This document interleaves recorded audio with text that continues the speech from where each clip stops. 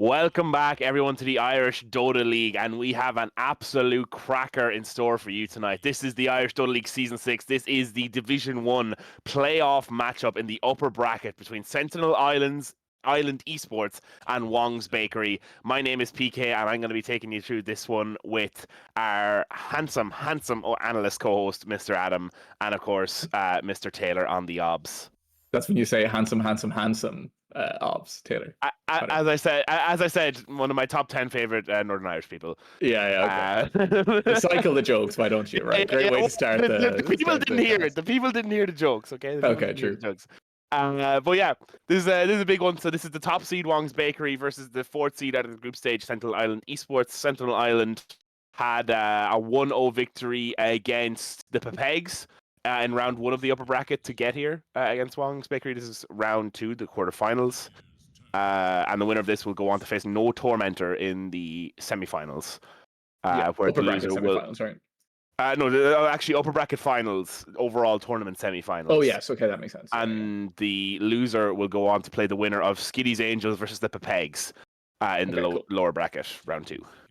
Yeah, and obviously, so like history of this matchup, Wong's beat Sentinel 2-0 in their group stage meeting, in which both games were, I think one game was very Wong-sided, other game was a little bit closer, but still pretty Wong-sided. But then in contrast to that, in Season 5 of the Irish Dota League, the Sentinel Island Esports roster, which is the exact same, and same with Wong's from last season, they did beat Wong's 3-0 in the finals, right? I'm correct in saying that? Yeah, and beat them 2-0 in the regular season as well. Yeah. So there's a lot of rivalry here. Wong's already kind of reclaiming their pride in their group stage matchup, but will, of course, be looking to replicate that in this game. I think your dishwasher's done, Adam. I think it is. Yeah, we'll ignore that for a little while. But yeah, the important thing here, first thing, this for Island Esports is iconic of hero. I think it's maybe his, along with Enchek, maybe his most iconic hero in D2I, and a hero that Wong's has struggled with in the past. He's usually super active with this hero, and it's very good against like a lot of like these like kind of mobile mid laners that Kongen Ath Kluben or Maestro likes to play on the mid lane. Very good against Shirks' pool is what I want to say.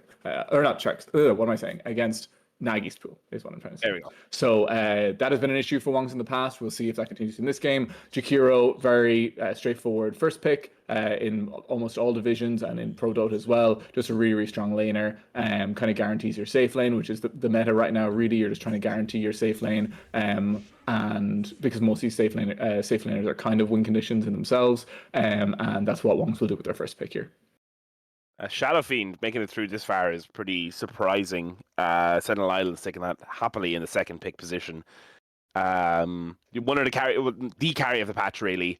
Yeah, hasn't really been figured out yet. Like some of the other heroes, like kind of Razor, Underlord, they've kind of been figured out a little bit more. It feels like, and yeah, really super strong. Can do the magic or the physical damage build, and yeah. Honestly, I'm quite surprised it made it through this far. Yeah, super high priority in most pro games, does not make it past the ban stage. We see two main, like three, I would say, main heroes that have been absolutely no-goes for most of these pro teams we've been watching throughout Dream League and Blast, and those have been Largo, which is obviously a very strong hero, and it is banned in this game, Treant, which is also banned in this game, and then SF. And SF making it to the second round is pretty crazy. One thing is to say, though, that SF, I think there is, although it's really powerful and obviously all these players are very high ranked, I do think there is like a difference between like the pro level SFs and then like the next level. Like it's one of those heroes that does have a significant difference between amateur and pro level. So maybe instead of it being like literal ultimate first pick priority for pro teams, it might be that a little bit lower for amateur teams. So that's maybe the reason for this. But there isn't that many counters to it. One of them is this Spirit Breaker. So I really like this pick by Wong's. Basically just because SF kind of lives, like obviously thrives in these fights. He just wants to be hitting the entire time with the lifesteal, and then just his damage is so overwhelming. But Spirit Breaker is this hero that even through BKB can kind of just like track him through the fight, constantly bashing him, and is really, really good against him. So I imagine Wong's had this answer ready to go when they expected Sentinels to pick Shadow Fiend here. Yeah, and this is another, I guess, case of the comfort pick here on the Darkseer, right? Coming out for Shirks. I believe he played this in his games representing England or Great Britain in the Global Esports Games. where they valiantly and in a very close series managed to just eke out against Team Ireland. I Yeah, think he look, did this in game one. yeah. So fair play to them and best of luck in I think Mumbai, it lads. was much of a we kind of like mercy after all the rugby thrashings over the years, right? We decided to let them have this one, I think. Yeah, especially with the thrashing that they got just a couple of weeks ago. Shout out to Corey. I hope you're watching. But yes, and again, a Shirk's comfort pick. This is kind of a common theme we've seen with Shirks throughout the league is that he just likes his specific heroes like the Timber Saw, the Darkseer. It's just kind of he's just one of those players who's really good on his specific like hero set. I feel like. Yeah, and the thing about this Darkseer is it's not one of the strongest offlaners in the patch by any means, but what it does allow against SF is for you to actually like get something out of this lane, because a lot of these SF lanes are extremely overwhelming for the enemy offlaner, but Darkseer can kind of just obviously throw these iron shells on the creep wave. SF is good at killing the iron shell creep, so I mean, whatever about that, but it is one of the better options for you trying to get farm, and you can also leave the lane and farm jungle very quickly as well. So I think the idea here is I think it's a fine matchup into SF. Like it's not like some crazy illusion hero on SF, but it is a hero that will allow him to still come out with a decent net worth into the mid game. So I imagine that's the idea. Some Yeah, other the hero Rubik. that's been Rubik, yeah, kind of weird. Obviously, that must be the damage hero, I imagine. Yeah, I guess it has to be, unless it's a mid Rubik from King of the Club, Kongen Auf Clubben, who I will be referring to as King of the Club. King of the club, that's good. Um, And Underlord. Underlord. So this is Mizanti, right? He's the Yeah, +3? yeah. He's +3, and he's also pretty good Underlord from what I know. Now, the only thing is that Sentinel have left in the pool here is Ursa, and I do believe that at least the pro teams think that Ursa is such a strong counter to Underlord that they were literally banning it first phase in Blast and in Dream League if they had any intention of trying to pick up Underlord in the next phase. So I wouldn't be surprised if Wong's picked up Ursa just straight up. Carl's very good at Ursa. I mean, I think most carry players are, just because it's one of those heroes that kind of always has some value. Now, it's not as good a hero as it used to be after they nerfed the Shard, but the matchup is super good into Underlord, so that wouldn't surprise me. I wonder if the idea behind the Rubik is just like Darkseer, like if they're trying to go for this team fight lineup with the Rubik and the the Jakiro and the Darkseer. Like obviously Jakiro spells are really good on Rubik, and then you have Wall and Vacuum too. Do you think there's any other reason for the Rubik here? I imagine it's just kind of a comfort thing, I guess. I like damage. He does the Gyrocopter, which is another big hero of his, has been left in the pool, but he's a kind of 9 class in the way that he likes his like kind of specific hero set again. And the Clockwork and being banned out there, as well as the Shadow Demon, probably limits his pool just that little bit. But I mean, Rubik, I suppose it's always a hero that's going to have some form of impact, even if it doesn't have really, really good spells to steal, right? Yeah, I mean, the only thing is, like, you look at the Sentinel Island esports lineup and you see Disruptor, Rubik as their two supports, and that isn't really a support duo you tend to see in like most high level games right now. Like, it's not particularly mobile. I mean, Disruptor plays well from ahead, but it's not. I don't know. It's not a stereotype. Both kind of casters, backline casters. But maybe it'll work, just not like too stereotypical. Now, I was going to mention this Razor, that it was still in the pool. It is a good carry matchup into SF for sure, but I'm not sure how actually good it is into Underlord is one thing. I don't think it punishes the lane incredibly well. Now, Jakiro is obviously a great laner, so that might help it, but also just like dealing with these roots and stuff in the fights can be pretty annoying for Razor. So I think they had two options here. They either pick the Ursa, which is a really good lane counter into the Underlord, or they pick the kind of game counter into the SF. And I suppose maybe if you think this SF is the most overpowered hero of the patch, that's could be the correct call on Wong's, and they pick up the Razor for that. And it seems that Sentinel Island believe it's a carry Razor as well, rather than offlane Razor, banning out. Sorry, rather than a mid Razor banning out the Huskar. Yeah. I know Coral did play Razor in one of their COBOL League games, so they would have a little bit of intel from that. And then I'm also not sure it's the most naggy sounding hero. Like, I mean, I know he's only kind of started playing Viper recently. I mean, I'm sure he has lots of games on Viper, but in these kind of like league matches, I think he's only really started playing Viper over the last season. So Razor kind of in more of a similar vein to that, in like kind of being less mobile and more just like lane control, and then get control fights like that. But I would imagine this is a Carl hero. Yeah, okay, that's fair enough.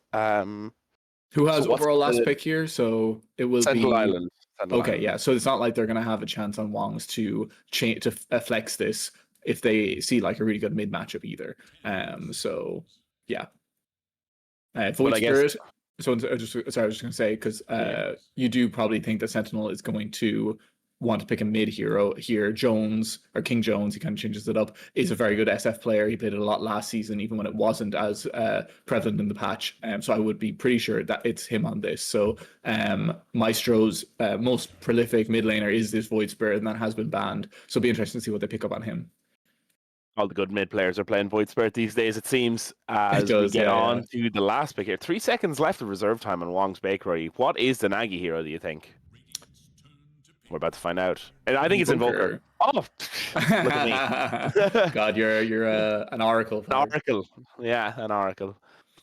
So what would you pick on Maestro here? I really don't know. I feel like he generally has picked from a small enough pool of heroes within D2I, which has been this Void Spirit, this Lina, which is also banned, and then Skyrath Mage has been his other kind of iconic hero throughout D2I. And I'm not sure how good that hero is in general, but maybe he'll pick it. But I'm sure he plays other heroes. That's just the ones I think he's played the most in D2I, if I had to guess.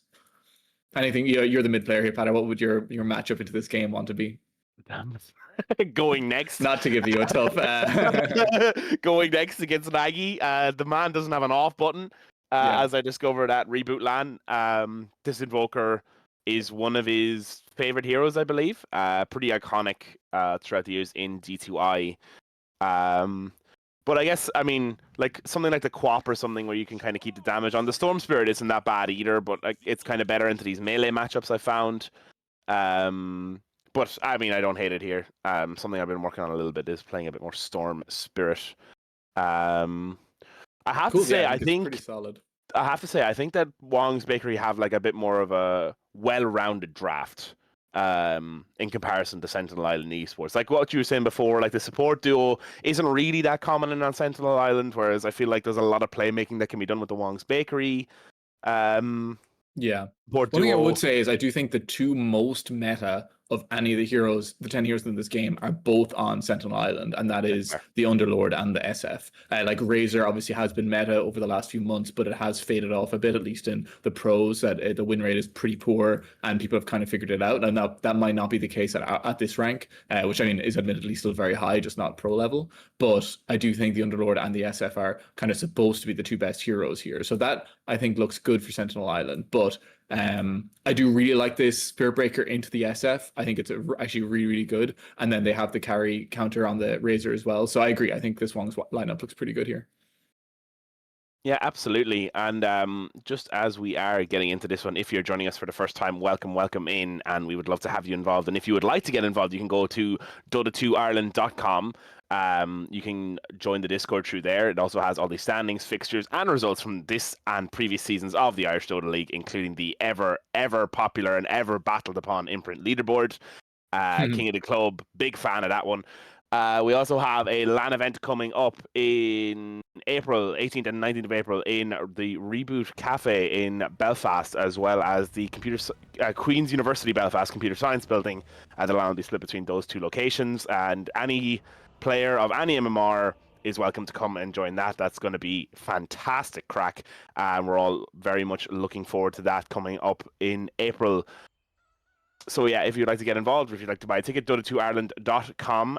Big shout out to our gracious admin Neil010 for building the website on his own.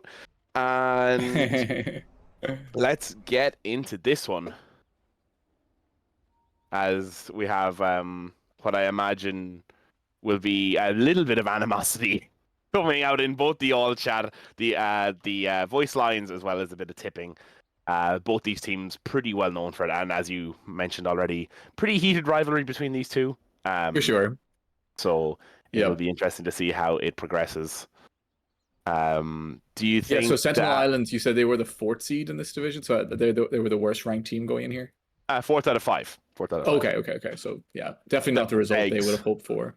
Yeah, the Pepegs living up to their name, coming in as the 5th slot. As no all chat coming in. The smoke coming around. Lunatic leading the way here. He will pop first. I don't think either team sees each other.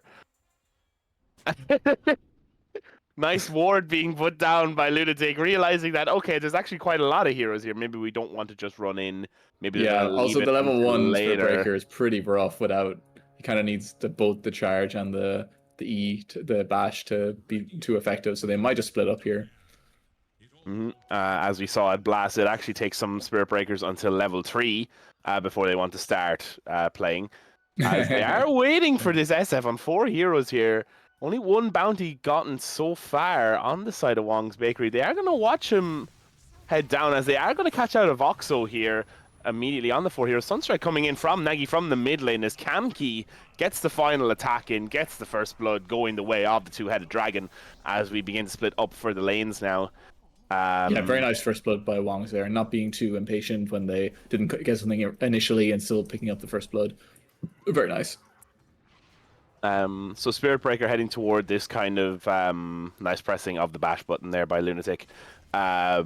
This pause 4 starting mill that we've seen a little bit more recently with the boots first item, looking to drag waves from the word go here, as Voxo throwing the attacks in from the back of Strider. Lunatic happy to tank them with that extra damage block on the melee hero. Immediately just trying to secure some farm. Sorry, go on. Well, I was going to say this Disruptor doing a lot of damage to Lunatic actually, but I'm not sure because I know I'm not sure whether this Glimpse is Disruptor one of those heroes that can actually stop these pulls, because the pause 4 meta right now is a lot of pulling waves behind tower, especially when you're playing against heroes like SF. But I imagine the Glimpse might be able to stop this Spirit Breaker actually getting these pulls off, so that could be another reason for this. But in general, definitely this Disruptor is someone to watch in this game. We've seen Avoxo literally take over games from this hero in the past. Just very, very, very good, and especially these rotations, you might see some early mid rotations or something that can be very dangerous to the enemy mid laner. So yeah, one to watch here. But I also think this Spirit Breaker, not the most popular hero right now. Generally, I don't think people think it's especially strong. I think it's maybe like an average, even some would say maybe a below average hero. But in this game, not only does it have a great matchup into SF, it also has the enabling from the Darkseer in this game, because you want one of these melee 4s that can run at the enemies with the Ion Shell on it. So definitely Lunatic should be able to have some impact this game between the Ion Shell and then the Spirit Breaker matchup. Yeah, nice to be drafting that combo into each other. Quick question. Do you think that it's the right decision to be making these pulls so early against the SF? You and I mean, you from playing it, me from playing against it, know that like the SF, it does struggle a little bit in the early levels because it doesn't have souls.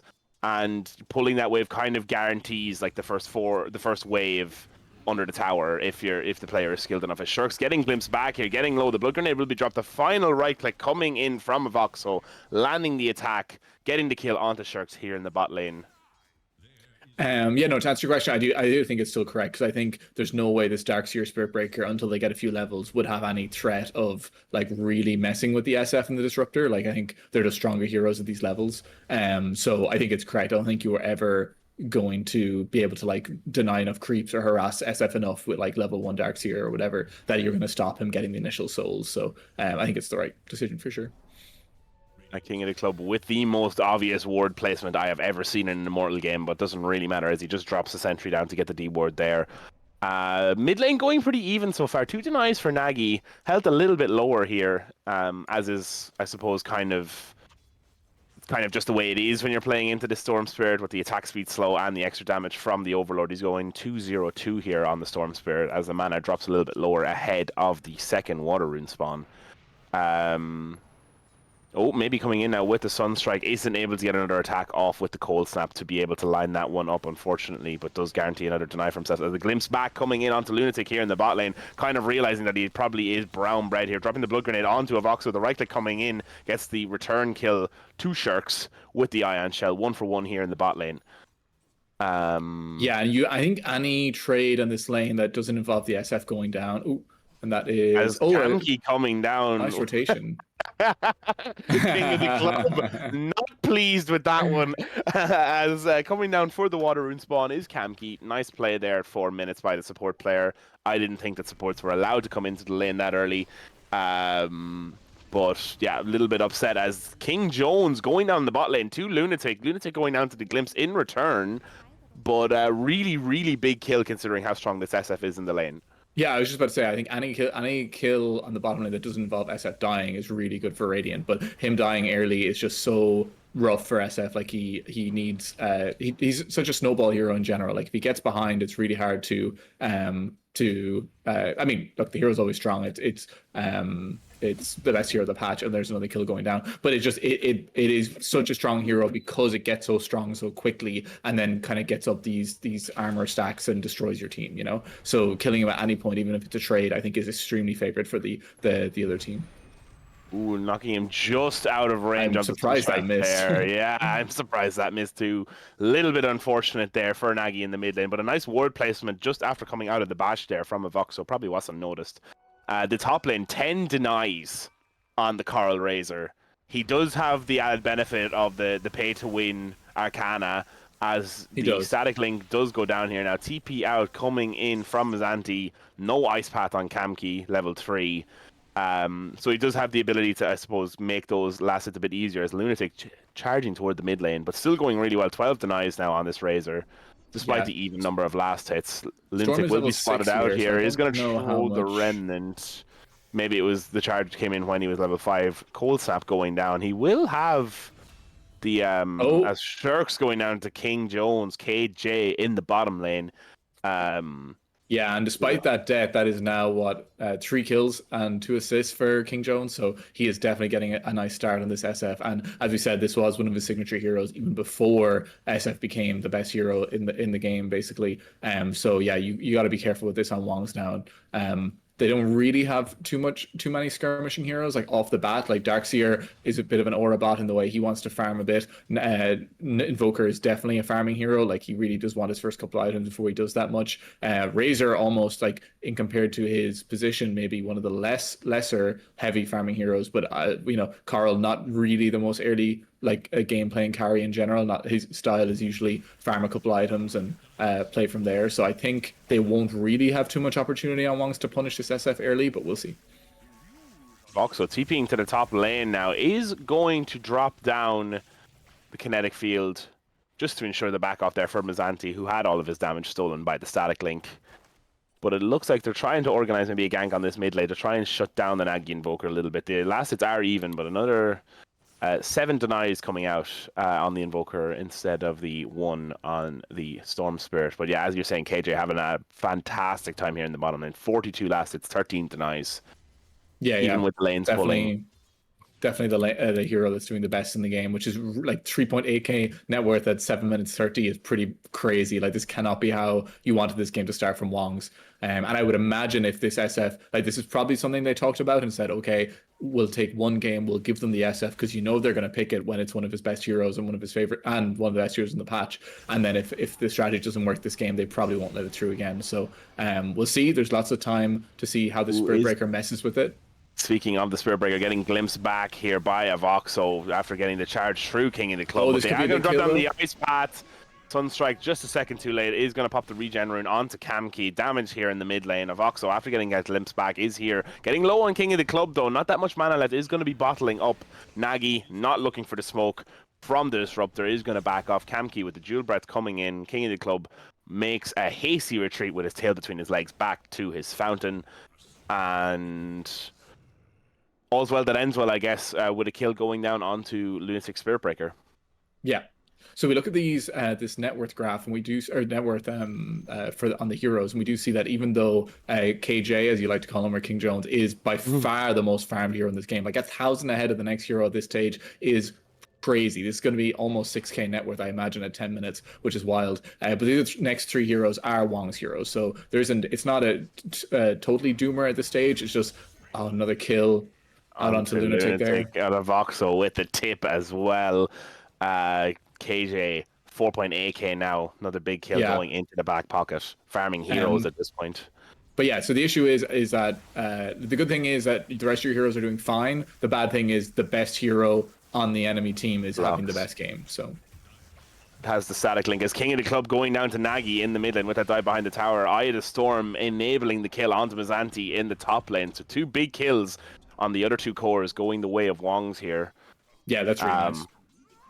Yeah, really nice, but it is, I suppose, it is all eyes on the SF now to see how much he will be able to make all this advantage on one of his most prolific heroes, as you were saying. It's the battle of the D wards going down here in the mid lane. That might be like the 5th observer ward I've seen killed so far in Really this well. lane. Yeah. Between all the supports and everything coming toward here.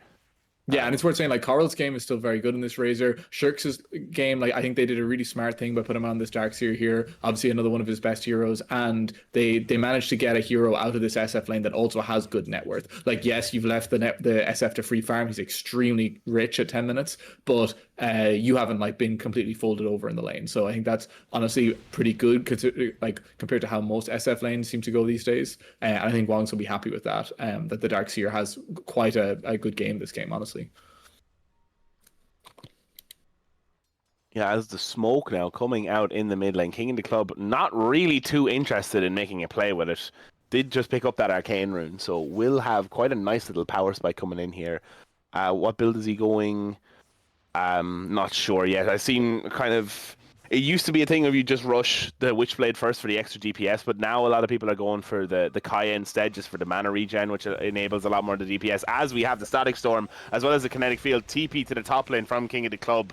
Damage. The stolen will get the kill. Sunstrike there. It's a really big kill onto Coral. Oh, that's what it was. That makes so much more sense.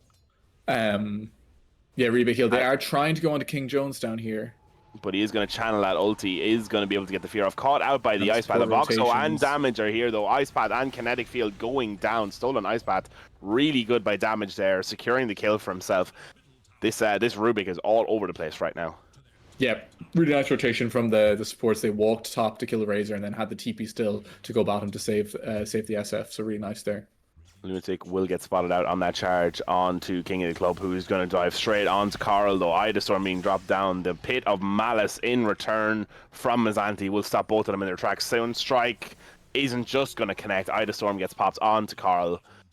As they're trying to make another go out now with the charge. King of the Club charging right really through nice the forward. Spirit Breaker. Going to get through there, but the ultimate coming down from Lunatic is going to knock him into the kinetic field. It's not going to matter as Mizanti, with that Firestorm, is going to pick up 2 kills onto the Pos 1 and Pos 4 heroes.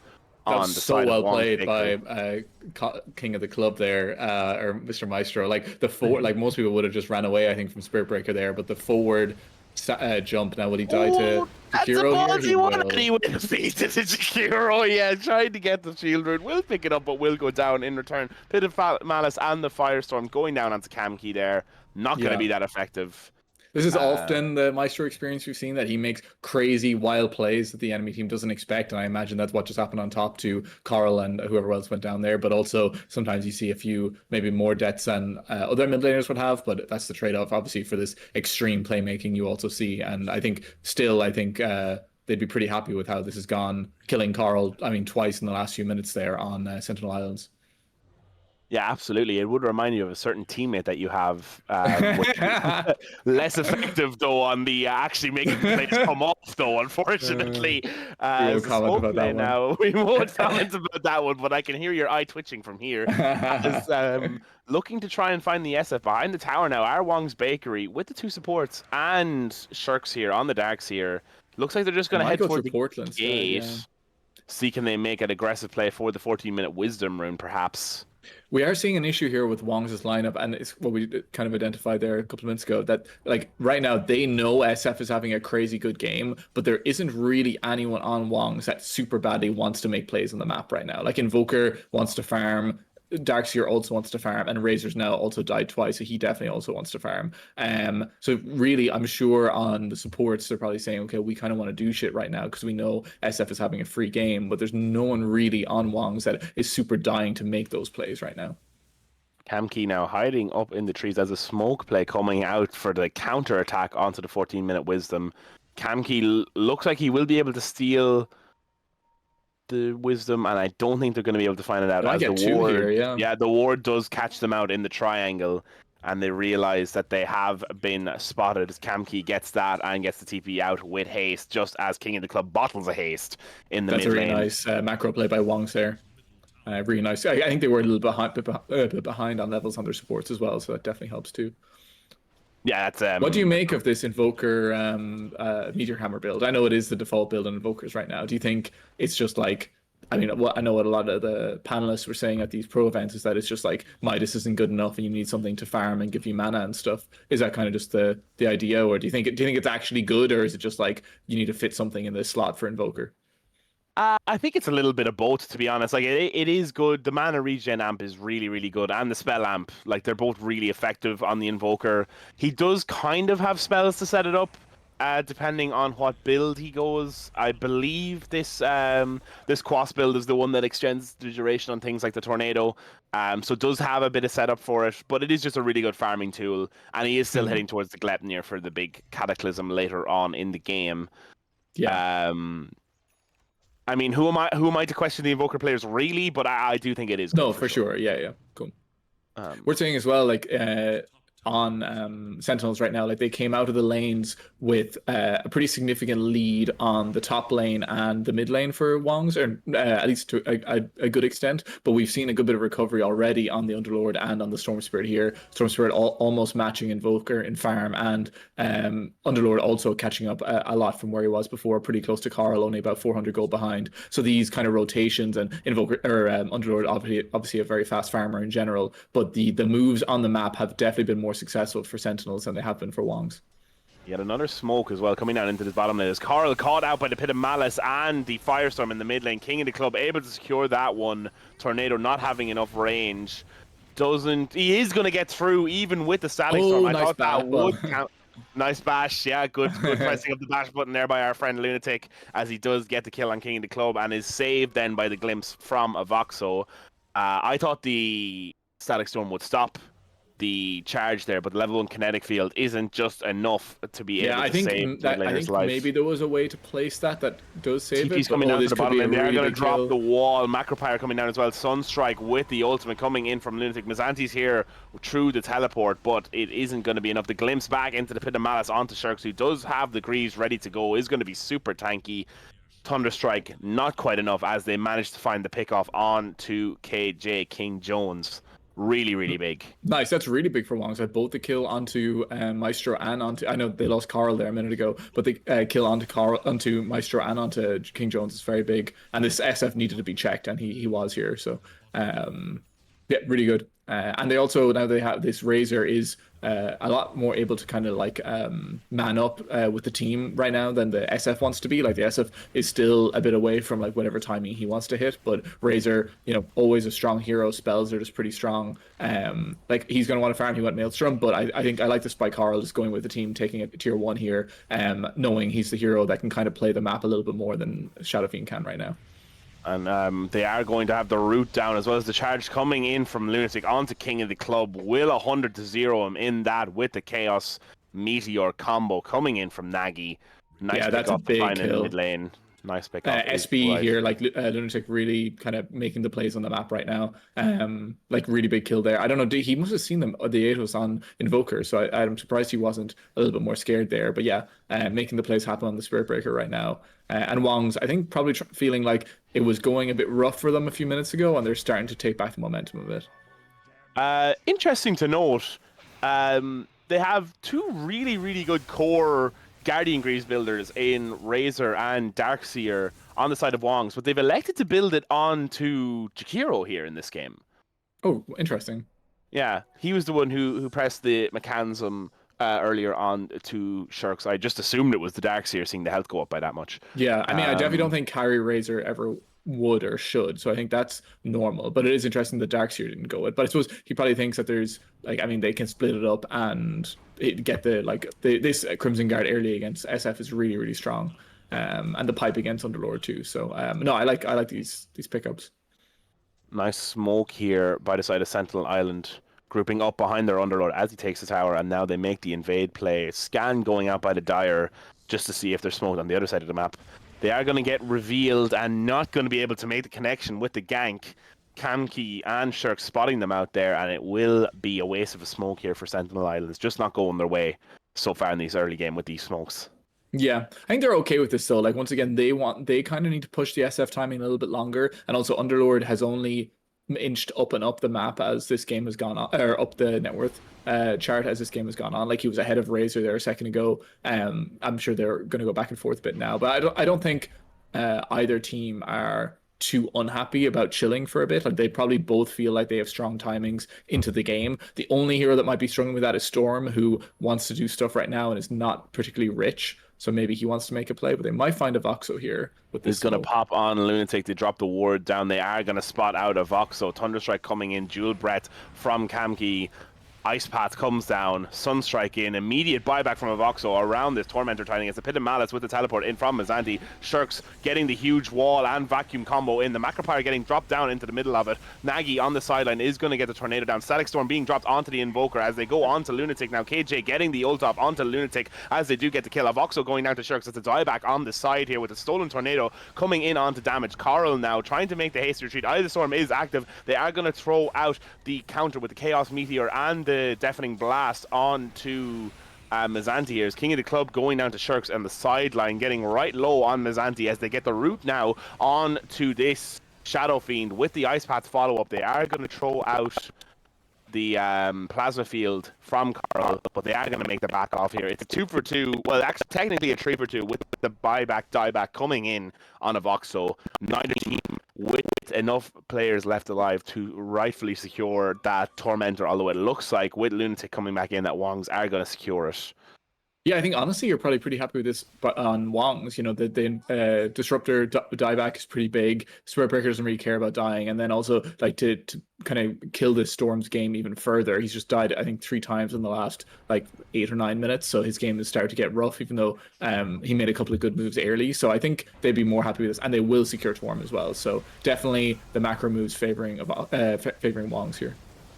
Yeah, so far in the early game is all 5 heroes now. King of the Storm Club is coming in. Crazy play to try and steal the Tormentor there. It isn't just. I mean, respect, honestly. It could have worked for. Yeah, it could have worked for steal. sure. Absolute respect, but it is just a crazy play at the same time. To be running in like that, I feel like, as Coral immediately TPing to the mid lane, keeping the farm up. Yeah. But the SF, despite the deaths, has just maintained this 2k goal lead over the next nearest hero in the game. Yeah, which is very good because he's also been fighting a bit there and stuff too, but still kept up the farm. We do have a pause coming in. Pause coming in for the wooden PC on Kamki. One thing that they do have to look out for is this Ag's timing on the Underlord here. He's only 800 gold away, and it should be really, really strong against the Razor, specifically, I think, in these fights. Just like kind of Razor just wants to run at these heroes, kind of be kiting a bit around and stuff. And so far, there hasn't really been an opportunity for SF to just right click him. But I think in the next fight, when you have this Ags, it should be a lot easier for them to execute on that. So yeah, pretty soon. Pretty soon is right, as the Glepnir will be coming online really soon as well for the Invoker. Does have the recipe queued, does have the recipe bought, and will have the point booster next time he's near a secret shop, which will be pretty effective with the Sunstrike and the Tornado. I believe it increases the Tornado pickup range. As well, any other important timings coming up? Manta coming up on to Razor. King of the Club went Kaya Sanj straight to BKB, so not electing to go for the Witchblade in this game. I guess looking more for the disable and trying to bring the damage from his mana rather than worrying about damage coming in from the right clicks, which is probably pretty smart considering he has been rooted quite a lot and will be the target of this Invoker. Yeah, Razor, like most of the heroes on Wong's are pretty high armor as well. Invoker may be the only exception there, but like both Darkseer and Razor, not heroes you care about like right clicking that much. Both high armor, and Darkseer can also run away even with Witchblade on him. So I think this is a pretty good choice by Maestro here. Both teams being startlingly polite with each other. Yeah, and the all very very civil. Yeah. Few tips here and there, but I mean, we kind of love that in our D2I game as well. I have to say one thing about this Kamki on the Shakiro is like he's such an active player on a hero that like traditionally struggles to be active. I think he's done a really good job this game of like their team didn't have too much playmaking built in besides like Spirit Breaker basically, and he's still like been in every smoke and just like kind of made plays with his team. And I think like some heroes struggle to do this because the hero's slow and not that mobile. But yeah, I think he's done a really good job of kind of making the plays happen with Spirit Breaker this game. What do you think, speaking of the Spirit Breaker build, so he's gone Boots Drum into what looks like Shadowblade and then Vlad's. Vlad's is interesting. I think Shadowblade is good, and I imagine there'll be a Boots of Bearing down the line here at some point Of too, just course, because yeah, it's really good, a it's really so good good. item. Yeah. Even though there's not that many slows in this team, so I don't know. But the Vlads, I'm not sure. I mean, I wouldn't even pretend to know what to go on Spirit Breaker. I feel like it's one of those heroes. It just kind of generates net worth if you're doing okay in the game, and then you can kind of go a bunch of different directions with it. I know some people obviously go the Kaya Yasha and stuff as well, but I believe, I mean, I suppose the only hero they really have right clicking is the Razor. Maybe they're saying if they can get some lifesteal and stuff on him early, it'll be pretty good. So yeah, I like the idea. Yeah. They Uh, also want to like Coral is their highest ranked player along with Kamki. I think like they're both very similar, but they do generally try to play this. Like I don't want to say 4 Protect 1, but like he is kind of the center of their team, and they do really try to win games off his late game. So I'm not surprised that they try to enable him even more with an item like that. mm. I believe that Wongs are get upset when you call them a 4 Protect 1 team. Well, yeah, Running jealous it's a talked about hybrid that approach, before. I would say. Maybe the egoistos not happy with not getting their appropriate credit, and fair enough. Fair. That's fair. Yeah. As the smoke play now, looking toward the mid lane, Nagy is going to try and connect here. As the charge coming in straight onto Mizanti, Be a really Sunstrike big goes kill. down. Static Storm with the kinetic field not connecting. Pit of Malice is huge though. King Jones, KJ popping the ult to be able to secure the back off for himself into the route from the Underlord Ags with that Fiend's Gate. But it's a 0 for 0 so far. King of the Club managing to zip in, steal the AD rune, and zip out. Both Yeah, teams no happy one to kind of dying back somehow. off here. Yeah. And it is a very even game at this stage. 1K net worth lead for Sentinel Island, and that's basically just the SF right now. And otherwise, all the cores are very similar. Honestly, I think Storm Spirit's done a pretty good job of keeping up to Invoker, considering he's had a couple of like tough deaths in the last few fights. And generally, the core is very, very even. Yeah, as well. I think Sharks is doing very well this game to keep up on net worth this much too. Like, just through. I mean, Jax he farms very quick, obviously. But just coming out of the lane against SF like really, really well, and having a real game. Like a lot of offlaners really struggle to find a game after laning against SF. So, I think in that way, Wongs have definitely gotten into this game, like with heroes that are able to play the game. As the Ice Path stolen by damage, used to nullify Lunatic just a little bit. The D ward going the way of a Voxo there. Sharks with the counter D ward. Is King of the Club on to Kamki here in the top lane. Glepnir going down with the cold snap. Chaos Meteor as well, preventing the zip away. The EMP taking its effect there as Mana goes very low. Carl is here. Nagy does get the kill onto King of the Club in the end. Kamki with the aggressive tip, who's obviously upset for being killed in the top lane. The poor Pos 5 lives matter. Unfortunate as they trade the 5 for the 2.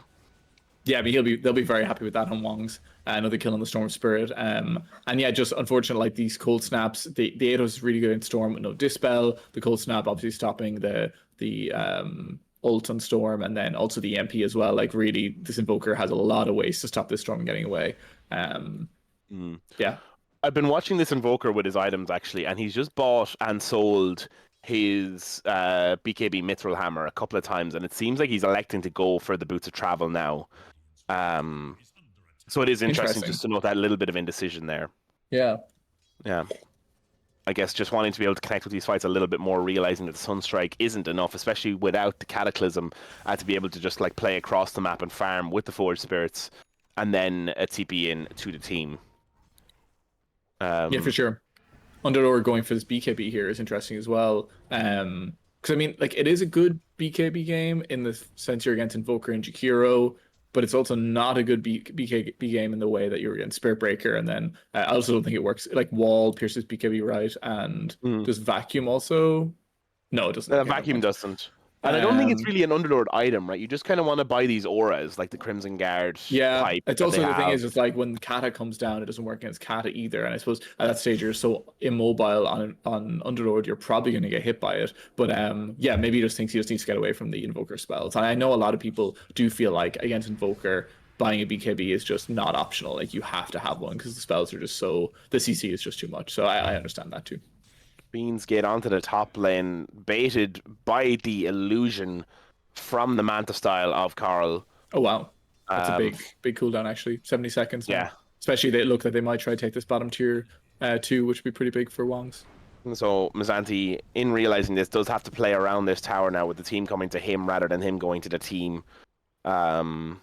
I think they do realize that they are playing aggressively in the jungle here on Sentinel Island, and they are making the rotations down as well. Avoxa doing the patented high-level player stand still in the trees to try and break smoke.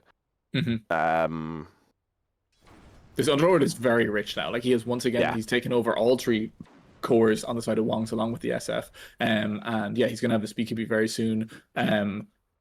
Yeah, just crazy. He's actually farmed super well this game. Razor obviously not as fast a farming hero as other carries can be. Like this, especially when you don't finish the Mjolnir. If you go for like your other items first, which a lot of people do, but it does lower your farming speed. So yeah, they got to feel like on Wong's. I don't know if they know the Underlord's farming this well, but they probably do feel like they're getting out farmed a little bit on the map right now. yeah, just a little bit. I suppose they have three kind of King of the Club to a lesser extent, but is quite a fast farming hero. Breaking the smoke there on the Voxel. Sunstrike going down into the Roshan pit. The Jakiro illusion is going to eat up some right clicks there as well. Yeah. Notably, you've also given this SF the timing as well. Like you haven't, and I mean, we said that there was no real way for the playmaking on Wong's to like destroy this SF's game. So like he was always, but like he is there now. Like he has BKB, he has all the like the utility items and the BKB and the Manta and the Dragonlance, and now he's going to go for the crits on the Daedalus. And like you got to feel like once he has the crits, he is now the best carry hero in the game with every item that the best carry hero in the game wants. And that is very dangerous. So they're going to go up, look for a pre-kill before Roche, I imagine here. Let's see As if they they can read it on are Wong's. playing a little blind here, as KJ will pop that smoke. Lunatic realizing it is going to charge over towards King of the Club, but the Fiend's Gate coming in, the massive pit of malice there as well. They are going to drop down the plasma field. Static Storm going down right into the middle of it. BKB is being popped all over. It's a huge vacuum there from Shurks with the wall, and it is going to go down. Carl managing to get the kill on the Voxel. KJ getting the counter kill onto Lunatic, who immediately buys back. Will have the charge in here onto the SF. They are going to get the Tornado with the Sunstrike combo. He's caught between a rock and a hard place here onto King Jones, and he will go down, losing that killing spree 3x to Nagy, as they are going to bid a hasty retreat now on the side of Sentinel Island Esports, running with their tail tucked between their legs. As a good buyback there from Lunatic, but ultimately unneeded, as they were able to secure the kill with the Ice Path and the Sunstrike with that, following that Tornado. Really good play from Nagy there.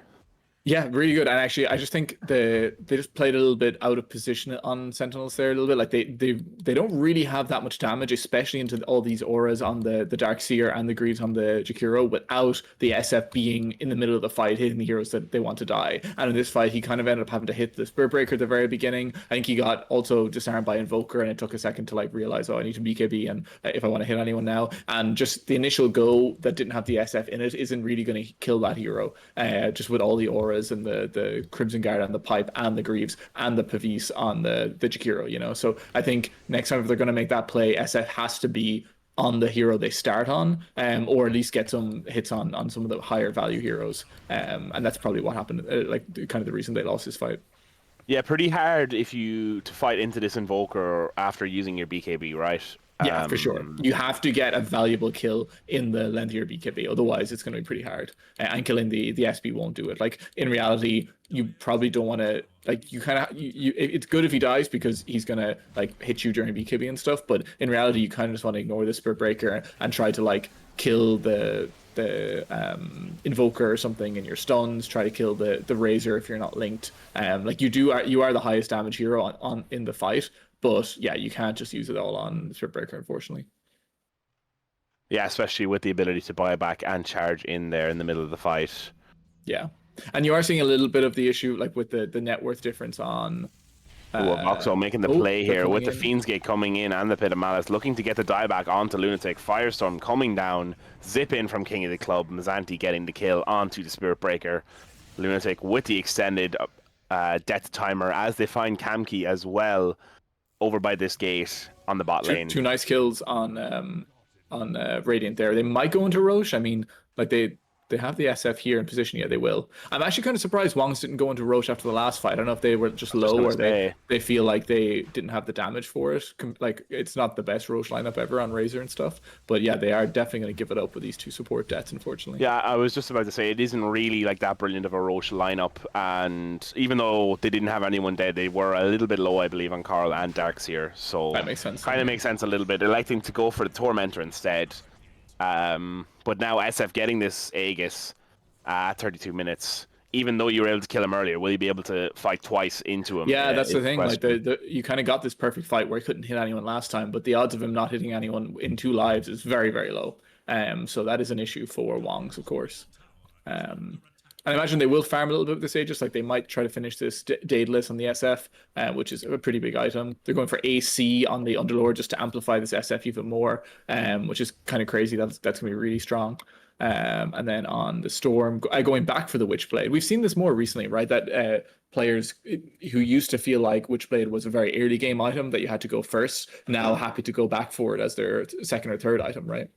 Or even later, yeah, it is something. Even at Blast, I did notice on Storm Spirit particularly, they are happy to just go like this kind of Kaya, maybe descend into like a BKB with the Soul Ring, and then decide to go back for the Witchblade. And saying that he has switched now to the Shiva's Guard instead. So maybe looking for a bit more damage, but rather get it from Magic Resist. And now has gone for a Lincoln Sphere instead. Okay, maybe Okay. we just don't know what we're talking about. Yes, definitely.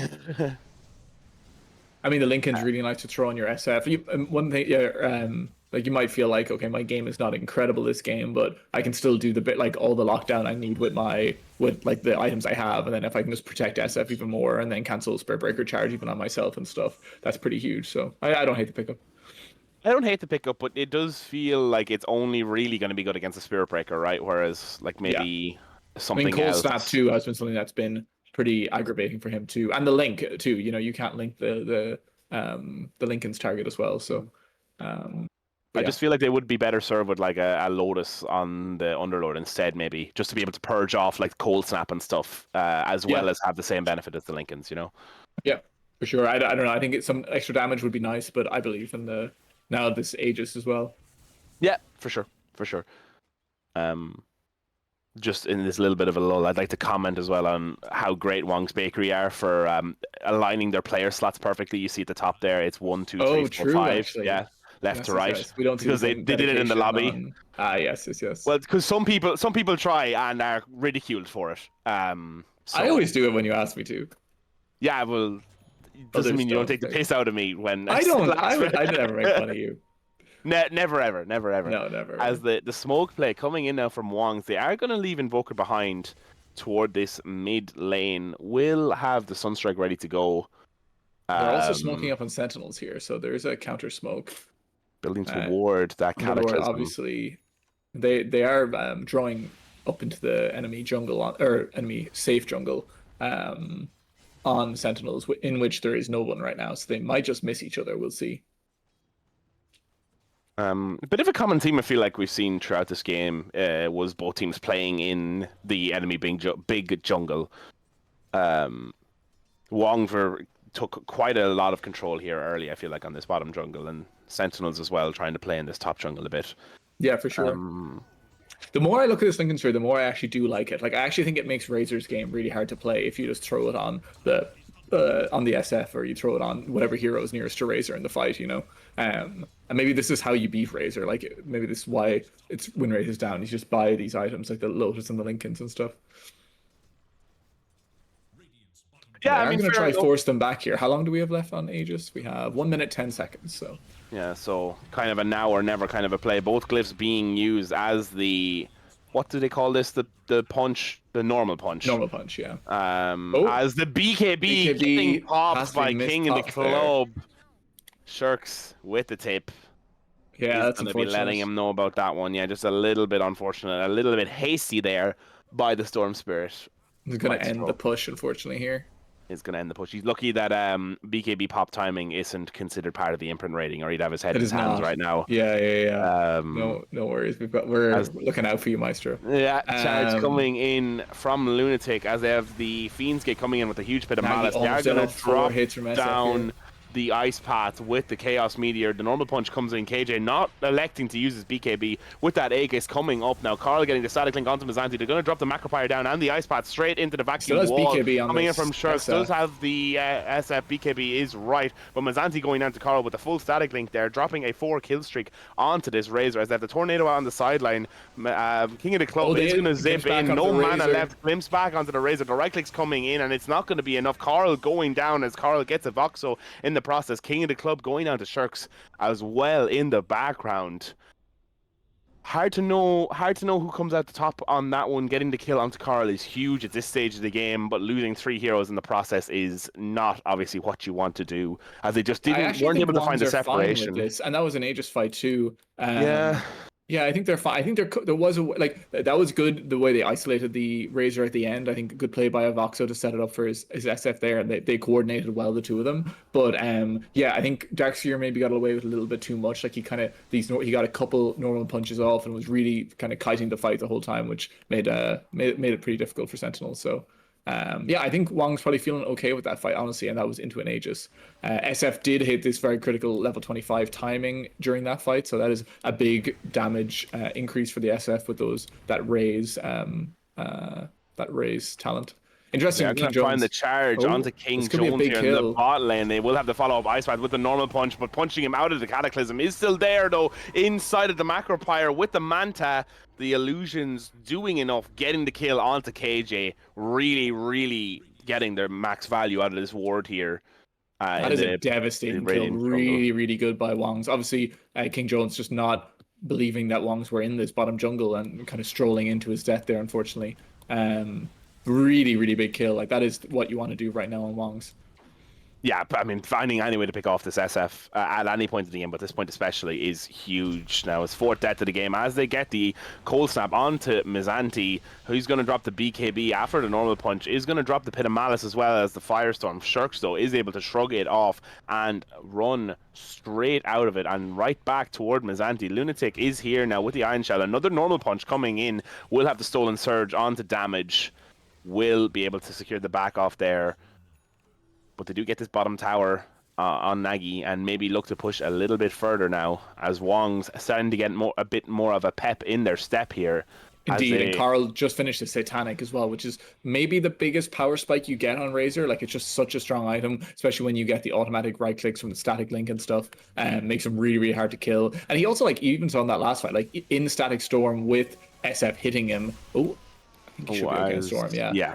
He didn't die that quickly to SF, and it's going to be even more difficult now with Satanic. One of the reasons, like, Razor is a good carry matchup, and we said that in the draft, and we will see this now. So I think things are starting, even though they got the Aegis on Sentinels before this, I do think things are starting to slide in Wong's favor a little bit. But still a remarkably even game. I mean, a 1K net worth 1K lead at 40 minutes. 40 minutes in, equal kills. Is pretty crazy. KJ still at the top of the net worth, but is being hunted down now by Carl on this Razor. Yeah. And I have to say, this Spiritbreaker pick has been really effective this game, I think. Like, I think it's made their fight playing so simple. Like, you've seen, it's been just a little bit tougher for Sentinel to kind of play their fights, get everyone where they want to be, like navigate their damage to the heroes they're going on. And I think it's made, having the Spirit Breaker has just made the fight super easy for Wongs, where they charge the person they want to kill, and they have the blink on the Darkseer and the spells on the Invoker and stuff. And yeah, I just think it's been a really nice pick. As the Lincoln's getting popped out, and then the Gleipnir follow-up, he is going to get hit by the Deafening Blast for the disarm there, but the EMP not connecting. It's King of the Club bids a very hasty retreat all the way back to his tier 2 from the enemy tier 2. They're waiting for Torm to spawn here. Yeah. Objective Gaming. 10 seconds on the Roche spawn as well. I believe that was a quick spawn. I didn't get to look at it, but based on how quickly that circle is moving, I'm guessing it's quite a quick spawn, as it has just spawned. I might try find them here when they're low from Torm. They obviously know they wanted to go for it. 2-man smoke coming out here. Obviously, they have the idea in their head that they're not going to be a huge amount of them here. As the Glimmer Cape getting popped onto a Voxel, expecting to run into them here. I think they know what's going on here. As they have the Pit of Malice onto Kamki, the Kinetic Field not being able to make contact. Shadow Blade proving useful there for Lunatic, as he does manage to get out. Will stay in the area briefly. but after losing Camkey, electing to TP home and charge toward the mid lane. So a nice kill to find for the side of Sentinel Island. Maybe, but not really an objective to push up here because you're not going to push tier 3. No. But again, there's a nice kind of recovery kill to find, I guess, at this point in the game. For sure. Yeah. I like this, the Shadowblade pickup on SF. I think it has to be either Shadowblade or Blink, I think, at this stage. He's finding it, even though he's very farmed, he's finding it hard to get to the right heroes in these fights. I think a mobility item is definitely the correct choice. But yeah, Roche just up now. I imagine that will be where the next fight is centered up. What the next fight will be centered upon.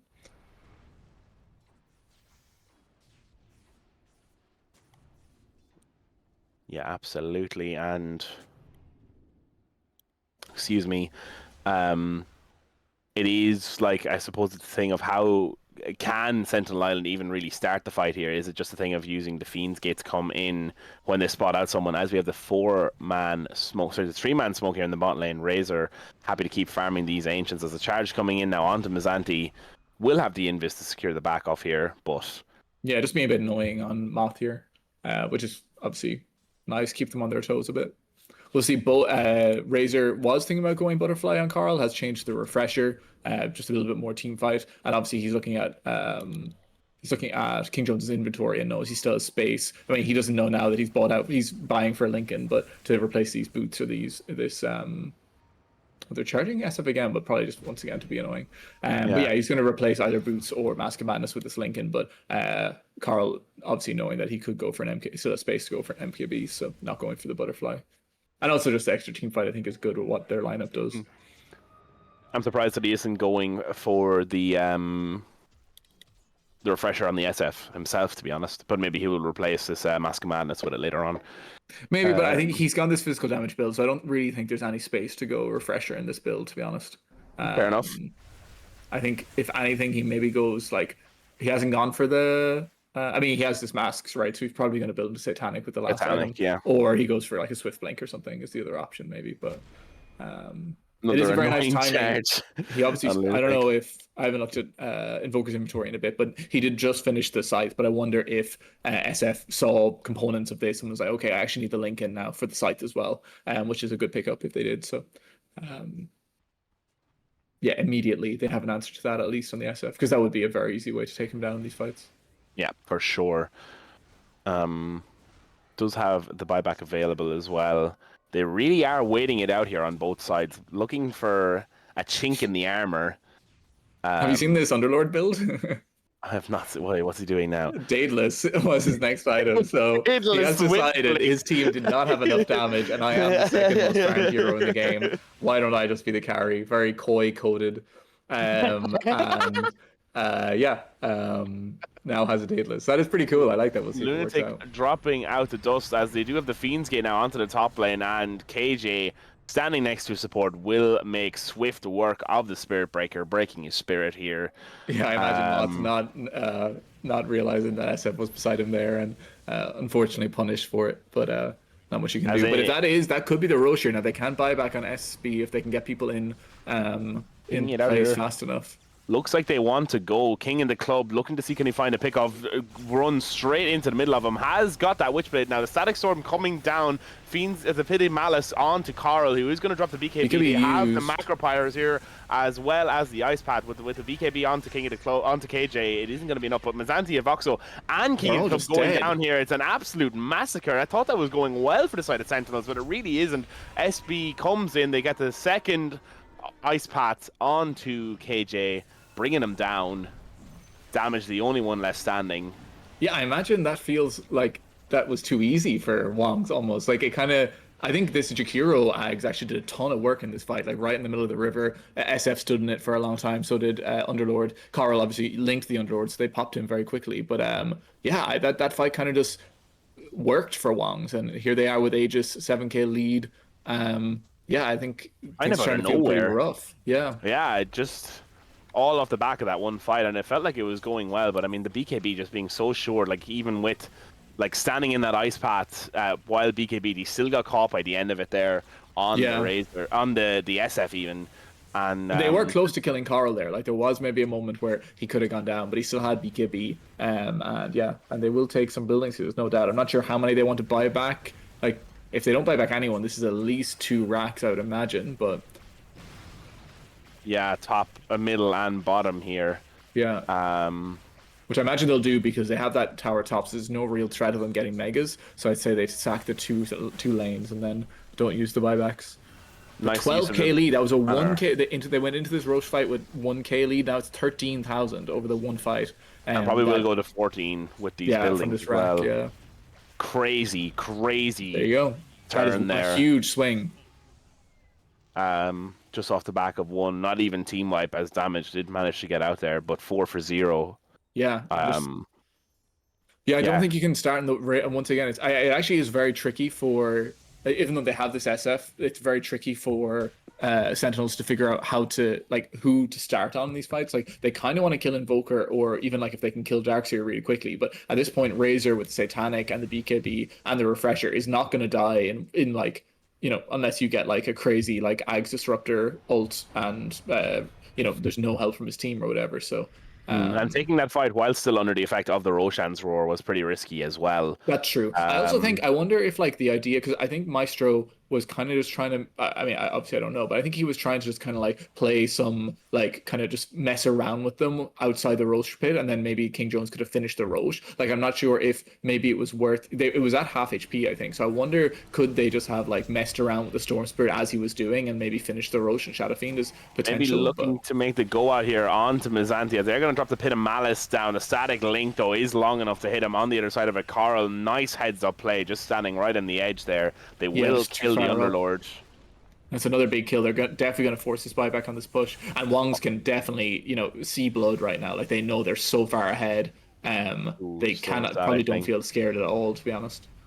Yeah, stolen static link not going to be proving too effective there, as Carl, with this massive attack speed now, is just going to be going to town on this tier 3 tower. Yeah.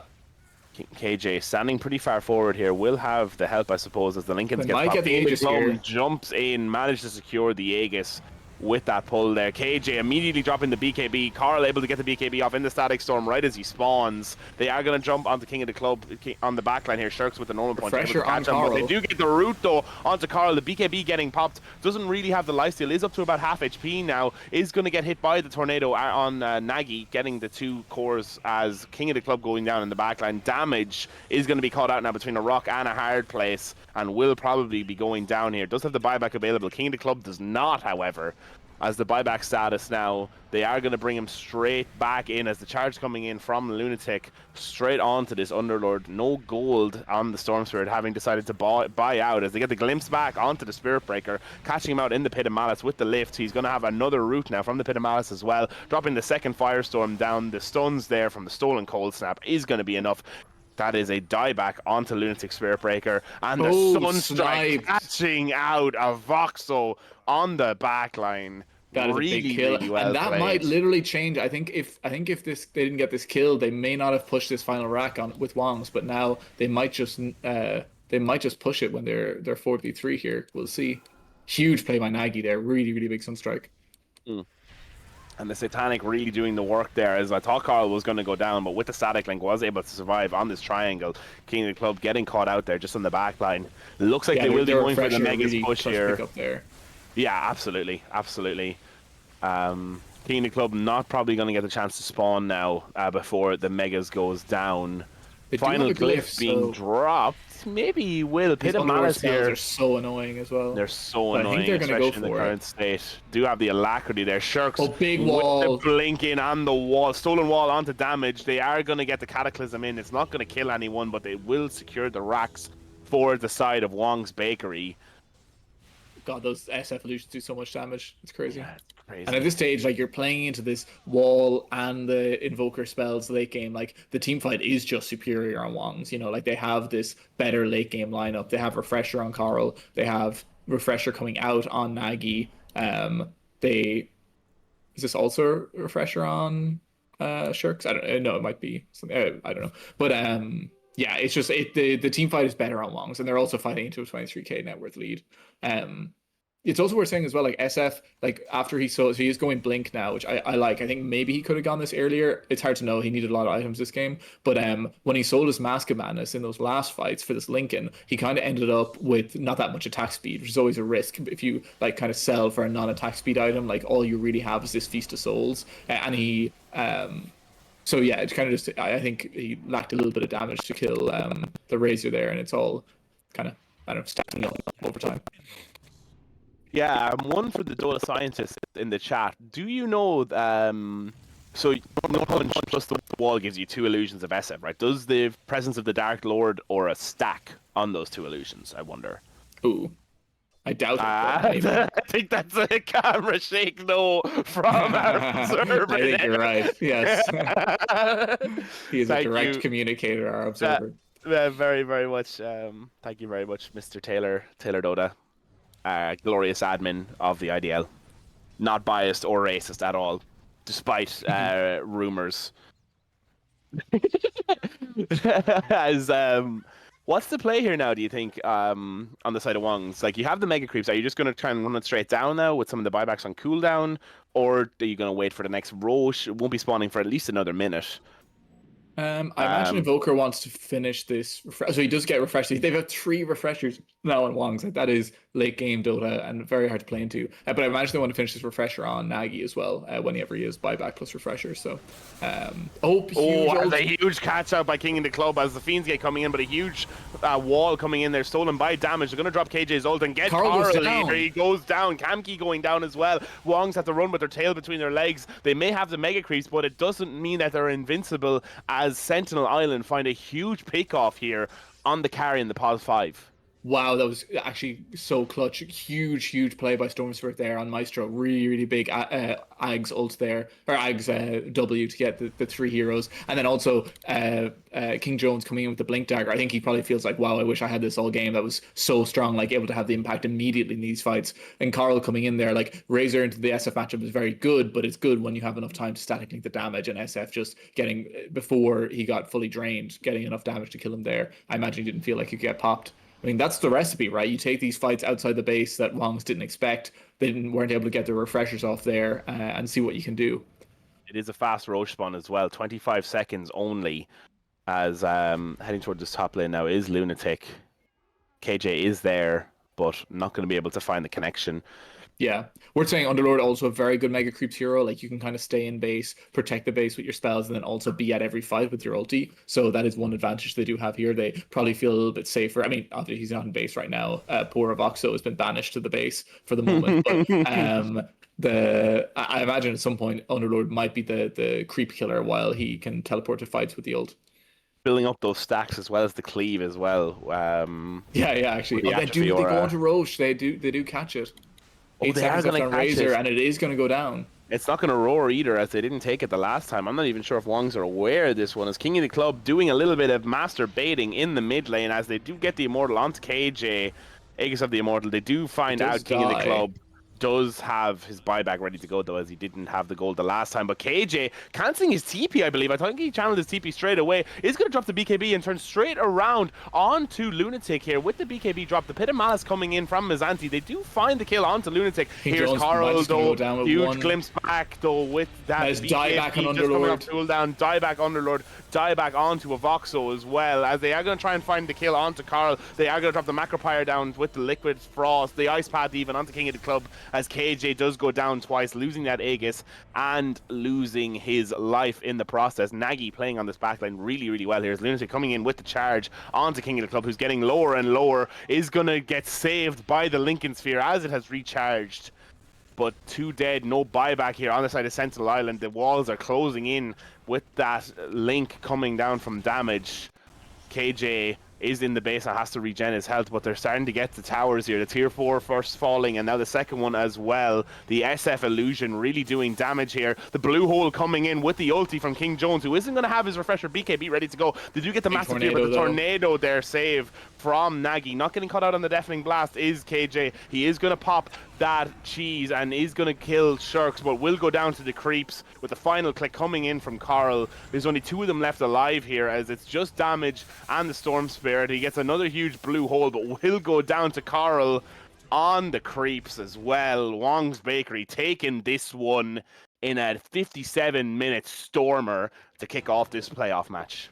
Yeah, really, really well played. I really think Wong's cooked here with this Darkseer Spirit Breaker idea into the SF. I think the Darkseer was really annoying to the SF all game. I actually don't think on Moth Spirit Breaker had to do as much into the SF as maybe like you would think. Like I've seen in some pro games the Spirit Breaker really just like charges and hits the SF the entire time, like while he's BKB'd and stuff. But I think the Darkseer just did so much. Like these illusions were really tough. I think the illusions killed both damage and a voxel multiple times in this game, the SF illusions. And just like a really cool draft idea that they let the SF through and they really nullified it for most of this game. Like honestly, the best fight the SF had was this fight where where they were able to kill Coral with this storm ags into the blink ulti, so yeah, I really like the draft from Wong's. I think they knew they couldn't do that much playmaking early and they let SF get farmed, but they were confident that their draft had the answers for it, and I think it did. Absolutely, it did, and we are blessed to have such a fun series like that for us for a game one.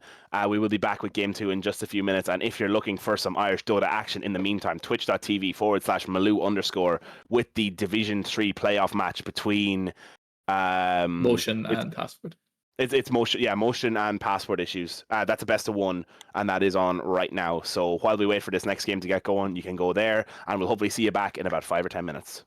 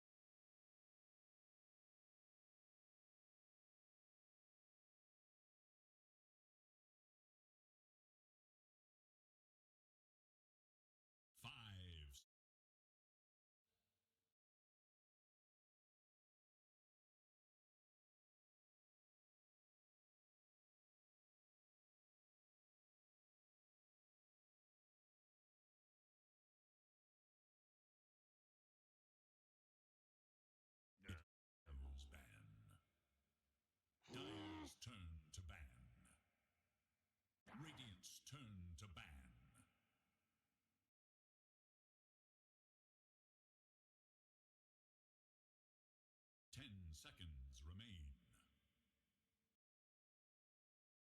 5 seconds.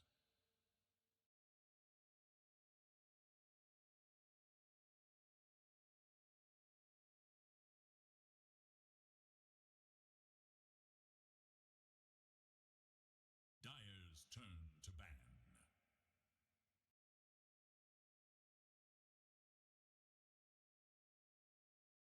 10 seconds. 5 seconds remain.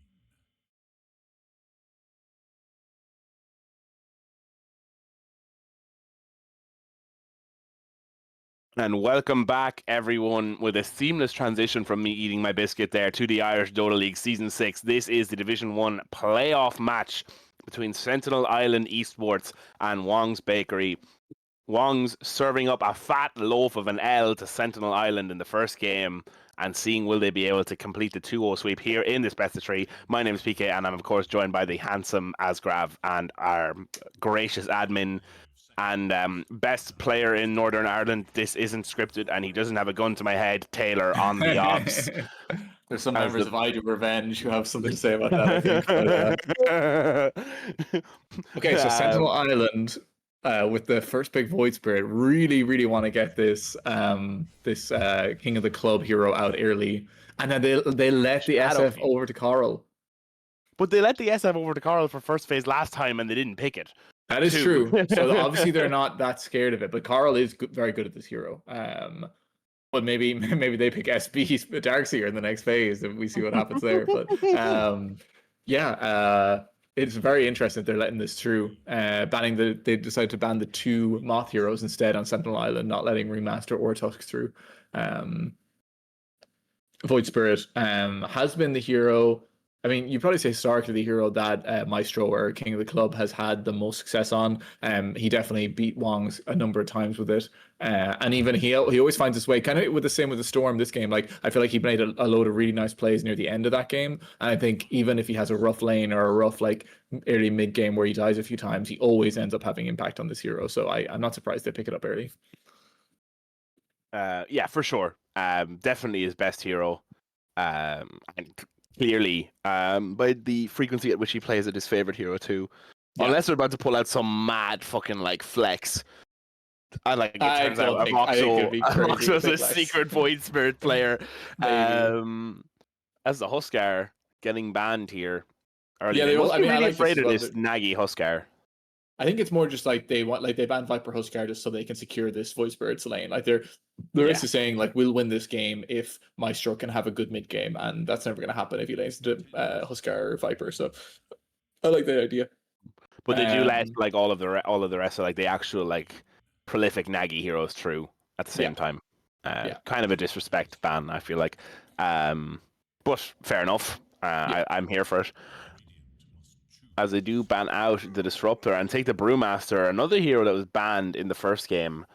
So I think Shirks has been practicing this a lot. So this must be one of his new heroes. Not something he used to play that much, but definitely a strong hero. One that kind of, I feel like even like 2 months ago, it was pretty favored in Pro Dota, and then it kind of slipped off a little bit. I do not play this hero or track its changes, so I don't know if it had a change that made it worse. But definitely a tough hero to team fight into. And a nice pickup by Wong's. Interesting that every ban by Wong's in this first phase was a support, or in this game so far has been a support hero, which is kind of crazy. They have spread it out evenly between Avoxo and Damage, but yeah, absolutely. I guess probably a case of Avoxo and Damage are like the most known hero players, I feel like, on the Sentinel Island esports team too. Wong's has definitely been around the longest in IDL. Yeah, in IDL, yeah, for sure. But yeah, interesting to know. I'm not sure what the rank difference is on the other players. Like I'm not sure how high ranked they are. I'm pretty sure KJ King Jones is quite high, right? I think so. I'm not 100% sure though. Yeah, I wouldn't be surprised if Voxo was their highest ranked player either. But oh yeah, I mean Mr. 10K himself, the highest ranked man in Ireland. Yeah, highest ranked Irish man at least, I think. Is paid? Well, I have no idea. PAYYD. I feel like he has an Irish flag on the leaderboard, but anyways, it doesn't matter.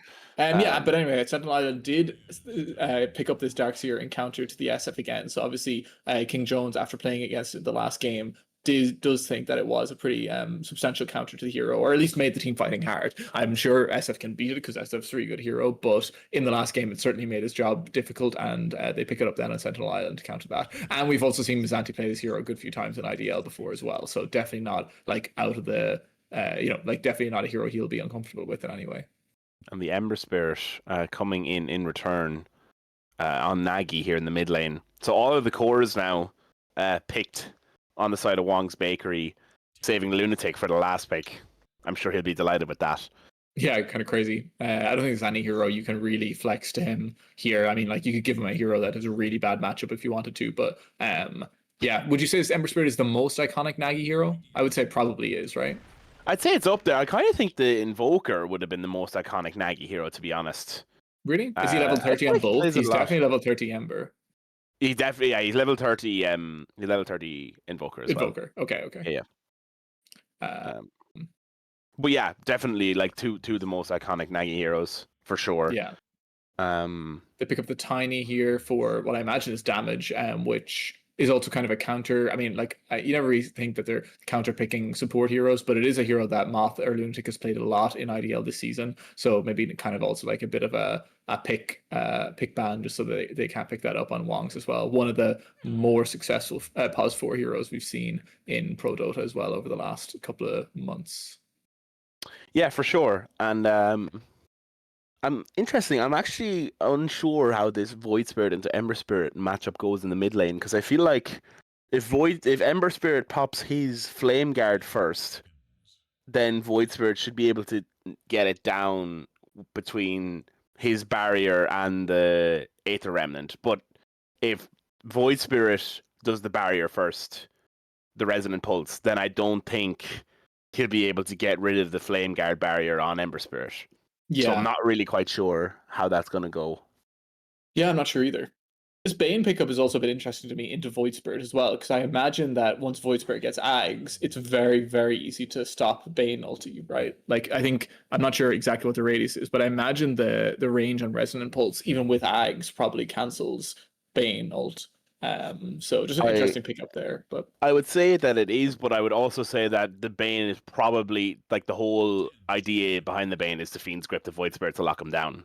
Yeah. Because I feel like the lockdown isn't as much of a worry on the rest of these heroes. Like, the Tiny isn't really going to kite you. Darkseer, I guess, with the Surge, yes. Jakiro, again, not really going to kite you. It does pose a bit of a threat with the stun. But not as much of a priority as I feel like as the Void Spirit will be. Yeah, for sure. I wonder what they think about putting this Tiny carry as well. It is generally a good matchup into SF. Now SF does build Silver Edge for the kind of the Tiny passive, but the fact that you get this armor reduction or the damage reduction on Tiny is like maybe not the worst SF carry matchup. I'm not sure. I don't think Tiny carry is very good, but like it could be something they try flex. I'm not sure. Yeah, I guess other matchups could be something like a Muerta on Sentinel Island is still open. Razor is still open, which we saw in the last game was a pretty good carry matchup. They might think about banning that here because it is a King Jones hero. They should be looking for here, unless it's I mean they're banning Luna. I wouldn't be surprised if they banned Razor here, but we'll see. The banned Razor, you mean? Yeah, I'm saying I wouldn't be surprised if Wong's banned Razor here, so they can't pick it up on Sentinels. Sorry, you said Luna, so I wasn't sure. Yeah, and I'm not sure what the carry-to-carry matchup is like with Shadow Fiend getting the armor aura as if you ban the Razor. You are in the call with Wong's Bakery, I assume. I mean, that one was not too difficult, I will say. I didn't have to apply much critical thinking to that one. No. More of a point-blank shotgun shot than a sniper shot. Yeah, I'm trying to think what other good carries do we have. People have liked TA into Shadow Fiend, but I'm not sure if they want to. Well, I wonder, could we see a Jones Kez in this game? Ooh, could be something. That could be fun. Now, I do think it's pretty scary. Like, I think Bane could be kind of scary just with the grip and stuff. Like, Kez generally doesn't like BKB piercing, single target stuns and stuff like that. Like, Primal ult is also a bit of an issue for Kez, but it does clear summons for the Brewmaster. It can 1v1 the SF late game if the fights are set up well. Okay. Well, that's not what I expected. So I tiny So that's a carry Omni-Knight damage. offlane? Yeah, it must be tiny carry Omni-Knight offlane. So did not go with the Jones Kenneth, Or which he has played, but or is it a damage Omni-Knight? Or is it a yeah, damage? that's what I was saying. Yeah, so I think it's So yeah, I definitely said damage offlane. Omni-Knight, Okay. and then tiny carry, and then offlane Darkseer, I would imagine. Not really a well-known damage hero, I feel like. Oh, I think it is. I think he plays a lot of Omni-Knight Oh, from does what I've he? seen. Yeah. I think it's like I think over the last few months, it's been a hero he's been like spamming like crazy. If I Oh, have okay. looked, I think I've looked at his match history, and it's been all Omni-Knight at times. So yeah, Okay. Fair, fair. yeah. I'm still Um, scarred by his gyrocopter performances against us. yeah. And the So clockwork as carry well. tiny. I mean, I don't think it's the worst carry matchup to SF. I just feel like because it's just a bad hero. I feel like your DPS is just going to be kind of rough, and it's also a pretty easy grip target. I mean, you can definitely blow up the Bane and stuff. I don't know. I can't. I wonder how this tiny kills SF later in the game. Like I just feel like his DPS might not be high enough and stuff, but we'll see.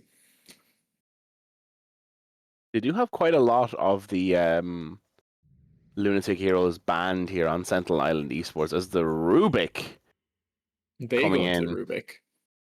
So in the first game, Sentinel Island see Jakiro Darkseer, they pick Rubik. In this game, Wong see Jakiro Darkseer, and they also pick Rubik. Now, I didn't feel the Rubik effect that much in the last game. I don't know if you agree. I don't feel like it was like the strongest hero in that game. Didn't really like have a ton of impact, I would say. But yeah, we'll see if maybe this game is different. Tiny Alert, Q. alert, alert. Go on. It is a KJ Omni-Knight carry. Whoa. Okay, that's crazy. That is some tech. A That is some Voxel pure tech right now. playing tiny support. Rest of it seems pretty Wow. normal, but it is an Omni-Knight carry here for That is KJ. crazy. I have no idea what they built on this. I mean, I saw Pure do it once in a match like 3 months ago, and that was it. But yeah, I was gonna say I do think Tiny Q is a very good Rubik steal as well. But Lunatic has always said that this hero he like can never win on basically. So we'll see if that holds true. I feel like he says that about a lot of heroes, though. Oh no, wait, doesn't? Yeah, sorry, you're right. He has a really bad win rate on this hero. I feel like, and Well, I he think plays it's it like so much. it's one of those. He's always like, oh, if you're a POS4 player, you probably have a ton of Rubik games, and you probably have a sub 50% win rate. I think his is like 40 something, like I 41 or think you're right. 42. I think you're right. So, That sounds about correct. but Um, Voxel 5 tiny as well. Like, I wonder if they practice this lane, like Omni Knight tiny. I have no idea if it's good. Um, yeah, this is a bit of a risk. I mean, obviously, like the ulti on Omni Knight is very, very good against SF. I just worry where their damage is going to come from to kill these heroes late game, but we'll see. We will see, and as we are getting into this one, we hope that you will see and go to Dota2Ireland.com to see all the standing fixtures, results, and statistics from this and previous seasons of the Irish Dota League. If you're looking to get involved, there's a link to the Discord there, or !Discord in the chat. We would love to have you involved to play in our league, to play some pub games and make some new friends, or to come to our special LAN event in Reboot Cafe Belfast and Queen's University Belfast Computer Science Building on the 18th and 19th of April. That's coming up. Any MMR, any player can play in that. There are no restrictions. We would love to have you there. It's going to be a fantastic event with the recent rumors. I hear that all the talent scouts are saying that even the great Krav Swaga may be making an appearance playing this time. Wow, that would be So momentous. I come out for the Bucks. Which is Dota2Ireland.com /leagues or league or whatever. But made by our gracious admin Neil010 They are alone as mimicking they the do. exact same play this time on Wong. The Except exact same play. they're happy to run at them when they pop instead of running away now. As Shirk's ready with the thunderclap. They are going to get the avalanche coming in. Jewel Triple breath as well. raise, Hits ults coming 5. off. Huge slide of fist there. Mizanti getting low will go down, but Shirk's going down in return. The Iron Shell's doing quite a lot of damage here. King of the Club going down, but Nagy going down first as Lunatic goes down as well. It's an absolute bloodbath here at the It start of the is. game. 3 for 2 in favor of the side of Sentinel Island Oh, will Esports. Roche end it? Oh no. Roche will not end it. Somehow Can keep 4 going kills. It looked down. good. It looked good, pretty good for Wongs at the beginning, and especially with SF getting a couple of stacks off there. But I think the resonant pulse on Void Spirit saved him there when he would have died, and somehow they get 4 kills Yeah. out of it. So a nice start for a Sentinel. even though they didn't get first blood, right? I think Shirks did. Yeah, Shirks got first blood, which Yeah, is very Sharks nice. got first blood. So probably pretty even all in all, coming out from that. Yeah. Okay, so they are doing a lane swap up here as well, and they are bringing damage bottom, even though he's traditionally the +4 player for this team. They are putting the tiny off lane on Avoxo and bringing the Jakiro bottom on William or damage, which is Yeah. surprising because I feel like William doesn't usually play these like more like kind of +5 like lane dominating heroes. Like I mean not in that way, but I just feel like it's kind of like a simpler role in hero. Um, but we'll see if it's, and then Avoxo obviously playing more of a playmaker on Tiny, but we'll see how this turns out. Yeah, I mean, probably a little bit like you said, like the tiny Omni Knight lane just sounds kind of awful. Yeah, 100%. I completely agree. It should be a lot better. Yeah, I like for that they did sure. it. As It's just they get the kill onto Avoxo on Carl, proving the power of this Shadow Fiend once again here in the early stages.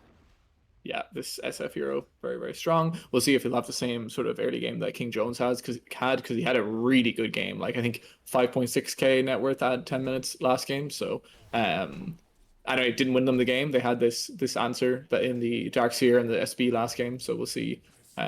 Even a good we obviously see that even a good lane on SF doesn't guarantee the win, but we can monitor if it keeps up with last game.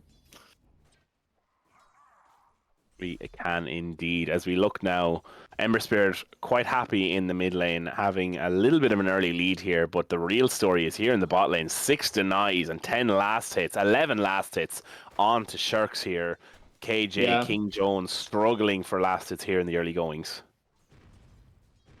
Yeah, for sure. And I have no clue. I don't know what build Omni-Knight's gonna go. I don't know how good the lane is with Jakiro.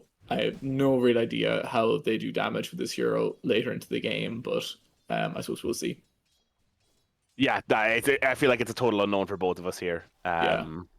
This is like something that like some random dude at a pub brings out at someone at our level and absolutely destroys us with. Yeah. And then And the only game I saw Pure playing this, he did lose as well, even though they had a really good early game, and then they did bottle it after that. So we'll see. We'll see how this. Yeah, I guess this is the thing here. looks. Now, the Flame Guard getting King of the Club quite low here. Mr. Maestro on his signature hero, struggling just a little bit here.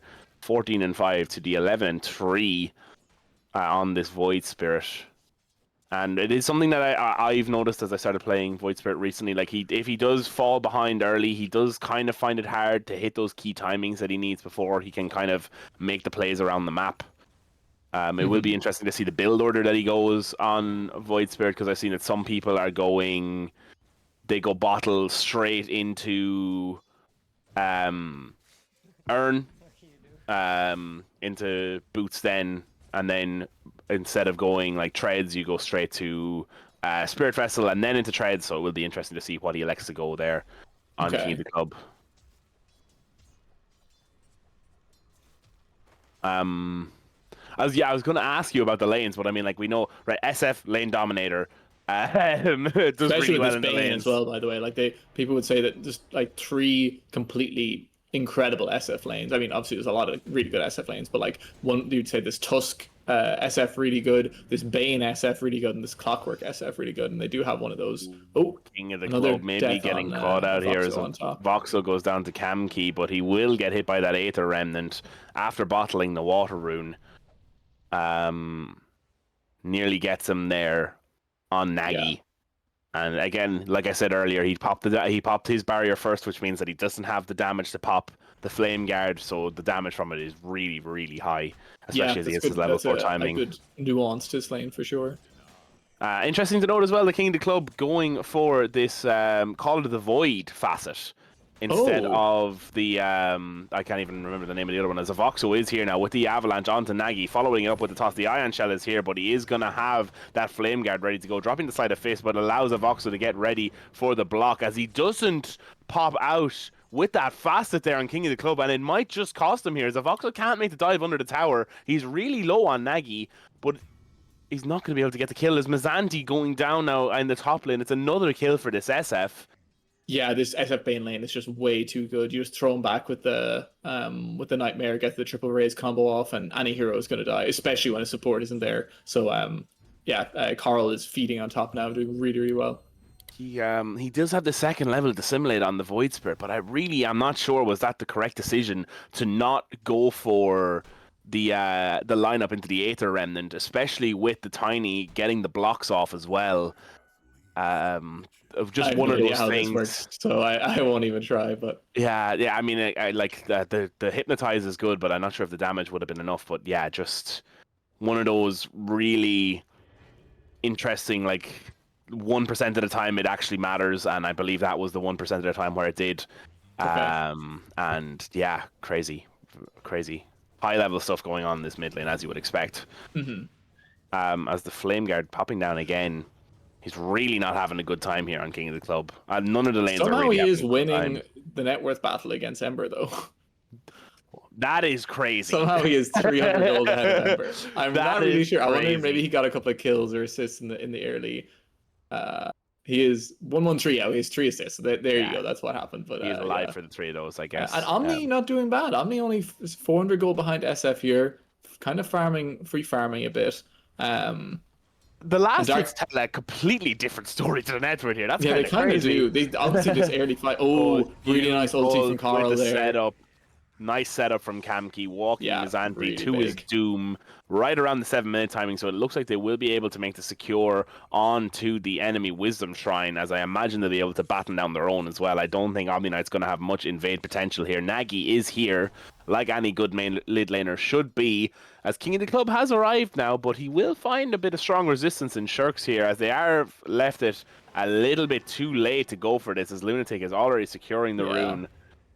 Will get it down, even with the second Aether step, or what does this fucking call? Astral Right? step. As And Avoxo another going kill down to onto Nagy. Avoxo. This game looks really tough, honestly. Yeah. SF is just owning on top, and I mean the same as what happened last game. But this Bane lane is just so strong.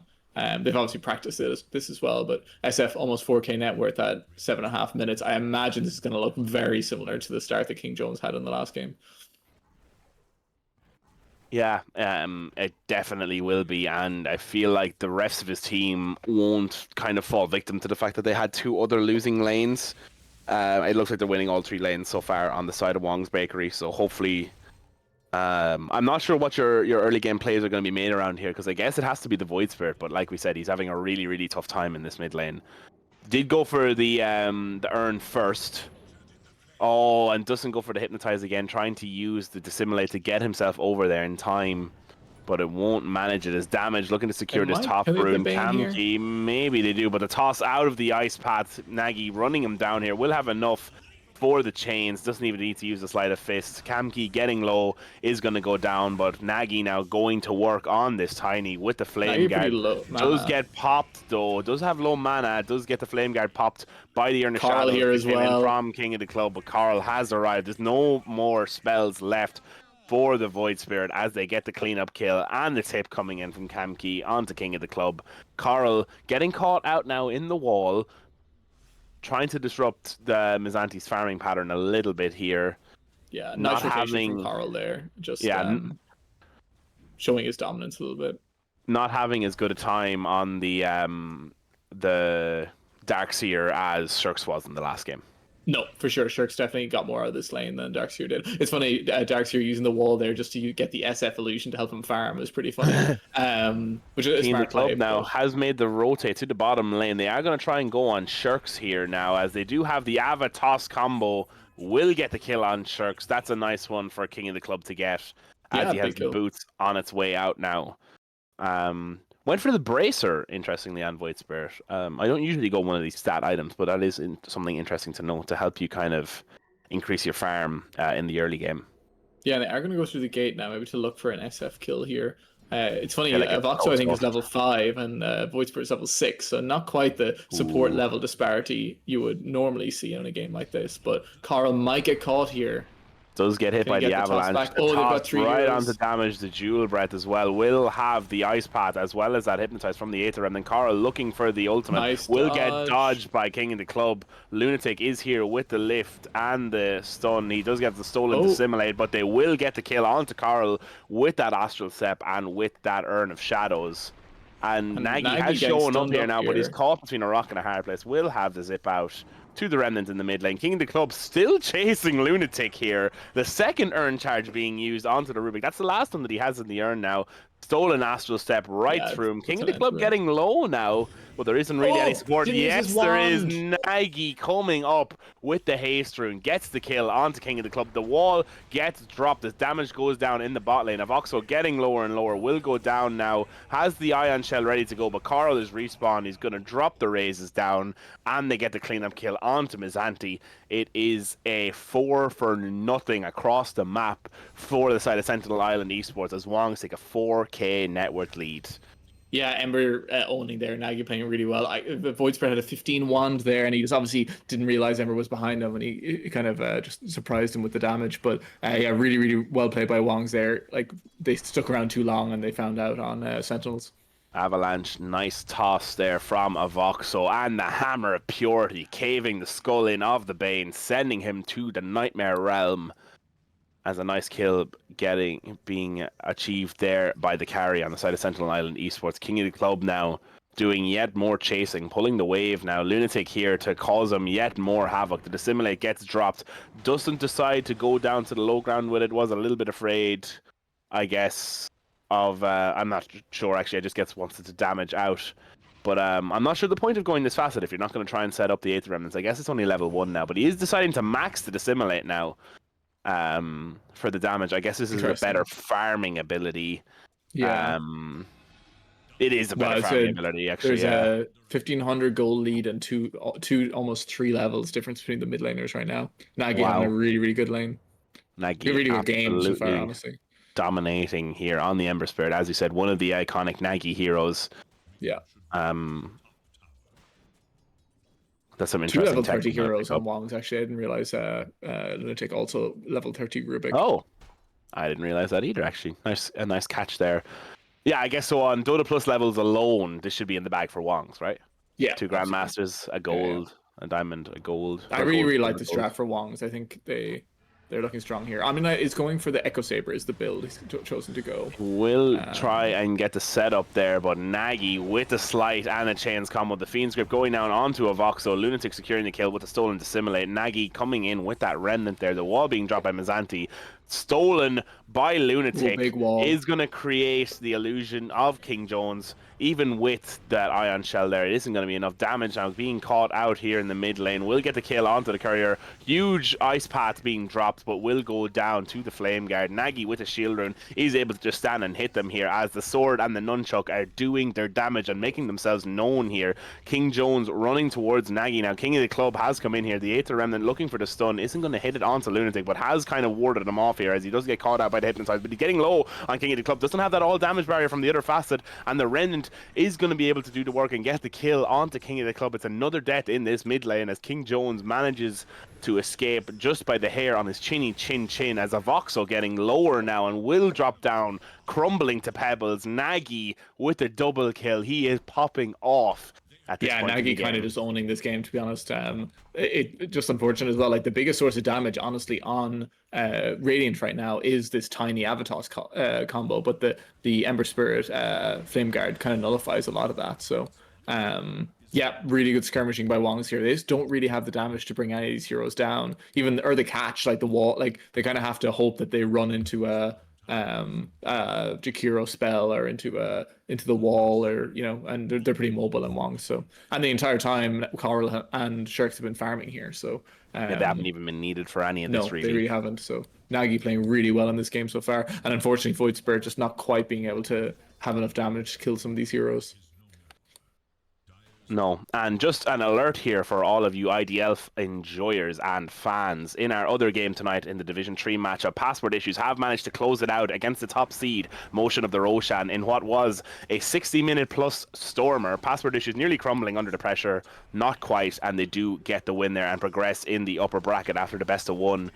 And we're right back into this game now as the Avalanche coming in onto Shirks, getting the save onto Mizanti for the time being. Ion Shells being dropped left, right, and center here.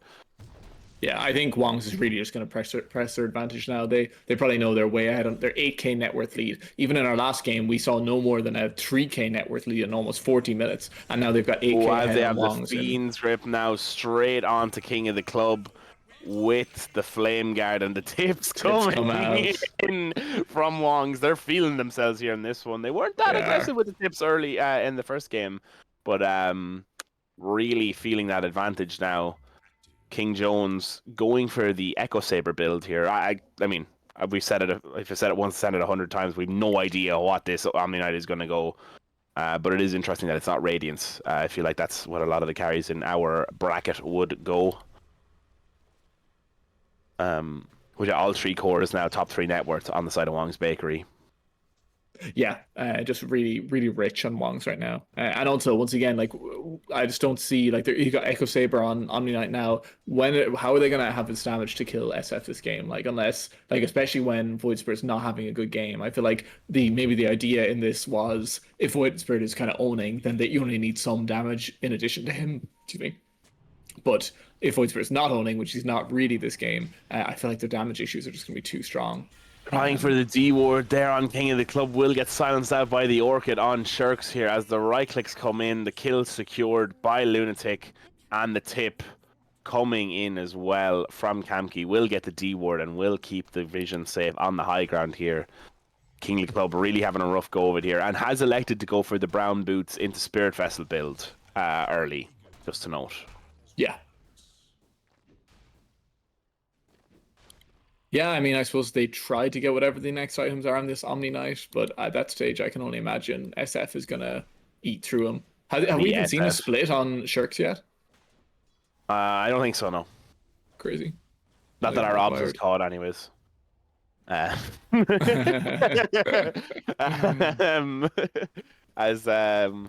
yet another aggressive play, Mizanti now pulling those creeps, but the Spirit Vessel that has been brought up by Nagy is going to get caught out here with the wall, getting the illusions to help him farm there, but has the Remnant in a safe place ready to go. Really showing the difference between a Legend player and an Immortal player there, actually having a safety Remnant. With the stolen Remnant coming in from that Lunatic now, as he will steal the Resonant Pulse. Only level 2 though, as he has elected now to actually max. Oh, as the Orchid coming in here now from Shirks after the Dissimilate, they do have the lockdown. They are going to get a huge Ice Path with the Macropire, but it just does no damage this early. They have so much of an advantage here on the side of Wong's Bakery that it's not going to matter. They do get another kill onto King of the Club, who has now died 7 times so far in this early game at 18 minutes. Really, really rough game for him. Yeah, it's really tough for this Void Spirit. Really, really tough. And like he's nowhere near getting an answer for this Orchid either. No. Like he's going for the Spirit Vessel. Like this, I love this pickup by Shirks as well. Like getting this Orchid early, knowing that the enemy. He just got the cancel off on the grip straight away. So Voxo might get away here. Yeah, will live a nice trade there for the side of Sentinel Island. The best that they've had so far in this game, unfortunately for them. Yeah, literally just trading for an ulti. But yeah, Shirk's great itemization here with this early Orchid. King Jones going Echo Saber first. Okay. Sorry, going Harpoon first time. He is finishing that up. Rushing Harpoon, interesting.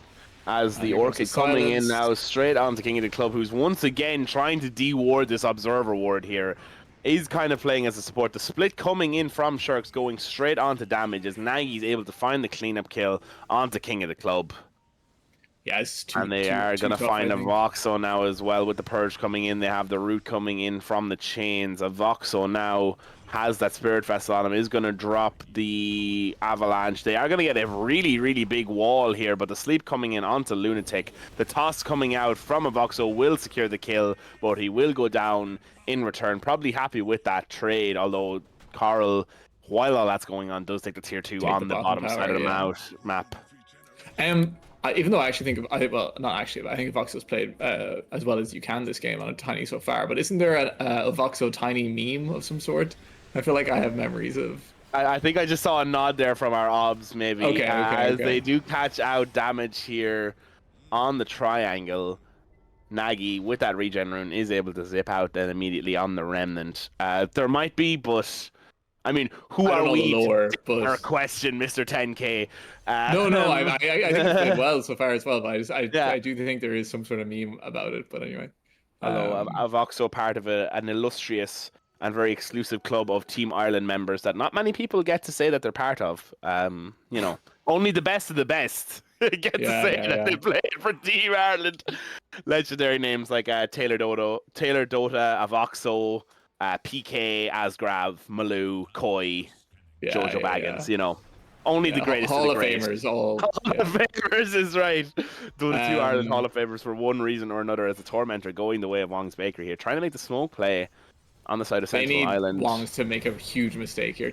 Blink on the Tiny, though. Yeah, blink on the Tiny. They do have the Astral Step with the Dissimulate, not setting up for the... Oh, I just kind of looked like he Great ulti disappeared from... there. Yeah, really Yeah, good it did. ulti from Coral. The Chain Gang hits 2 here on Nagy. They're going to drop the Spirit Vessel onto King Jones as well, who will have that aura down the repel, but they will get the kill onto him. King of the Club going down the side as well. Wall getting dropped. Not really going to hit anyone as he does try and run away with the Surge, but he's not going to be able to. Damage going on the sideline does a get the Tiny. Meme no more. Yeah, Voxel Tiny. A meme no more is correct, but it's a 5 for 1 by the Tiny there at the end. It's a 5 for 1 in favor of the side of Wong's Bakery. I thought you go right, mate, but you don't. I don't know. I didn't really nice ulti by Carl there. I think maybe potentially saving Shirks earlier in the fight from the Omni Knife. But again, like Ember's so rich and playing so well, like he just runs at Omni Knife. He's 4k net worth ahead of him, and he just dies to Ember. That's your carry right at the beginning. So I just think this hero was a little bit doomed from the beginning. Maybe they have some tech in it if they're not like at 18k behind at 22 minutes. But in the current game state, it probably just feels really hard to play. Yeah, and they are running straight toward the Roshan. They have a much better Roshan team this game than they did previously on the side of Wong's Bakery. And interesting to note that Carl able to take Roshan at 22 minutes without all 5 heroes being in the Rosh pit. He does have at least one other hero hitting it and tanking it with him, though, would be important. So, you know. Yeah, I do love using our cast to get some digs in as the silence comes out onto a Voxo Timey, a meme once again, perhaps, as he does go down here in the jungle. Looking to make the ambitious play into the Roshan. Can't fault him for it. Both Astro Steps being used by King of the Club there, though. The Dissimulate does catch out Nagy as he makes the retreat onto the triangle, but he does have quite a long cooldown before one of those comes back up. I thought that he would get gone on there, but electing not to, playing it safe there on Nagy. Didn't really have the backup. I think if they're going to win, like they really need this really crazy high ground fight where they get like a wall vacuum into a crazy tiny Q into Shakiro ult or something. Zanti might just die to Carl. Zanti might just die is right as he does the chain gang coming in with those slight chains combo. The remnant in on Nagy, the raise being griefed by Lunatic Rubik, actually throwing him out of the way of the raise. King of the Club looking for the cut here. Immediate grip. Lunatic with the Astral Step. Does steal another one of his spells. Nagy is here. Really big play. With Can the they kill haste SF? rune. No, they can't. Not that fear of it. They can't kill this SF. And even if they can, it's just Aegis, like.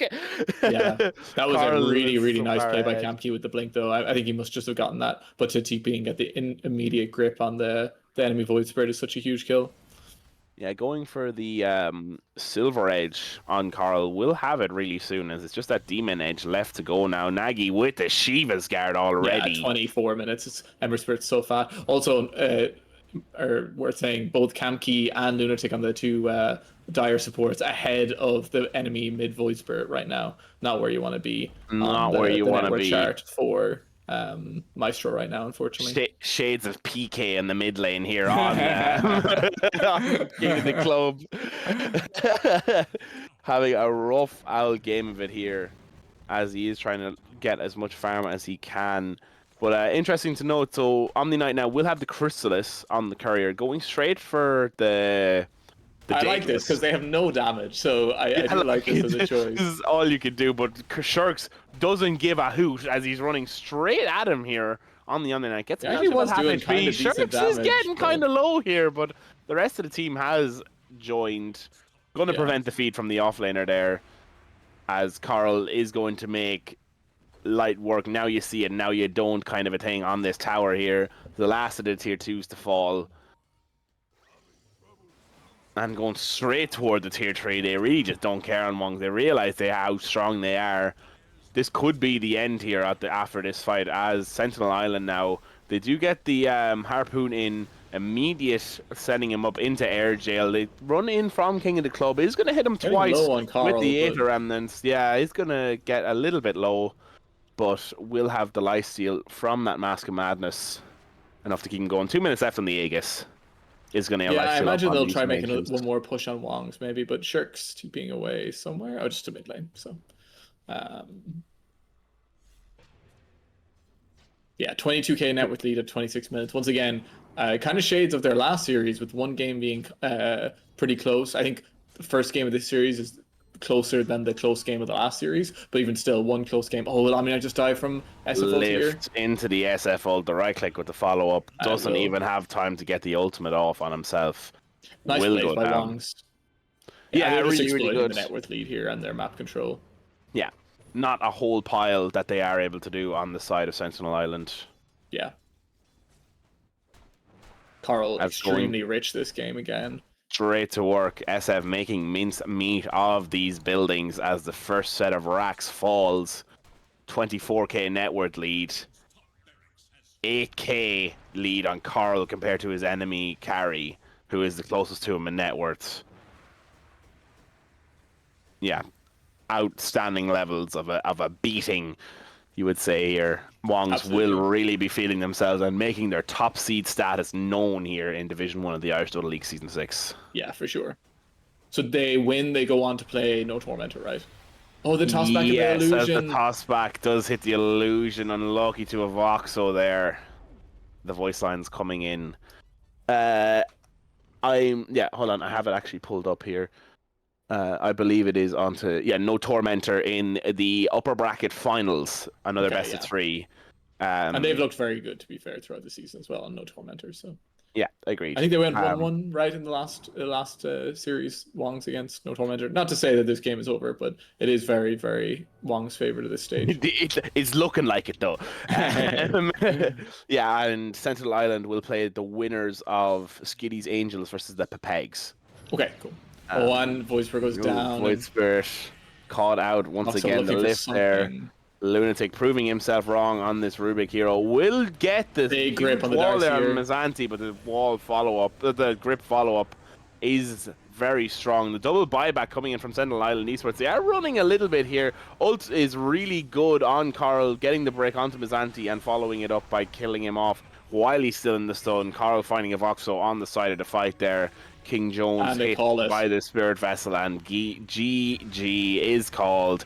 It's a 2-0 in favor of the side of Wong's Bakery, who are baking a fresh loaf of W's there for himself.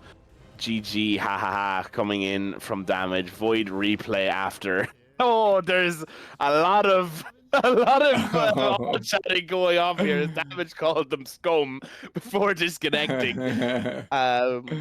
Emphatic game 2 victory for the side of Wong's Bakery. Yeah, I just think this draft was too rough from Sentinel Island. This Omni Knight pick did not work at all. They didn't really dominate the bottom lane at all. They let the SF through, but didn't have the same answer to it that Wong's did really. Like the Darkseer was fine, but the rest of the team was too far behind. And I think this was mainly a draft diff. I think Wong's definitely outplayed.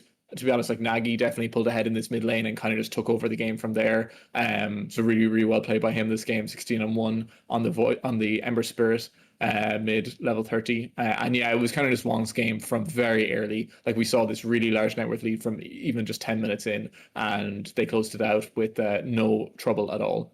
So one close game, one very, very dominant game from Wong's, and definitely looking strong going into this upper bracket final. Upper bracket final. As Carl putting into the post game chat, now you know how to play the heroes. Really, really feeling themselves here are the Wongers. Decisive game 2 victory. And with that is all we have for you this evening. Thank you so much to everyone for watching. If you're looking to get involved, Dota2Ireland.com for all.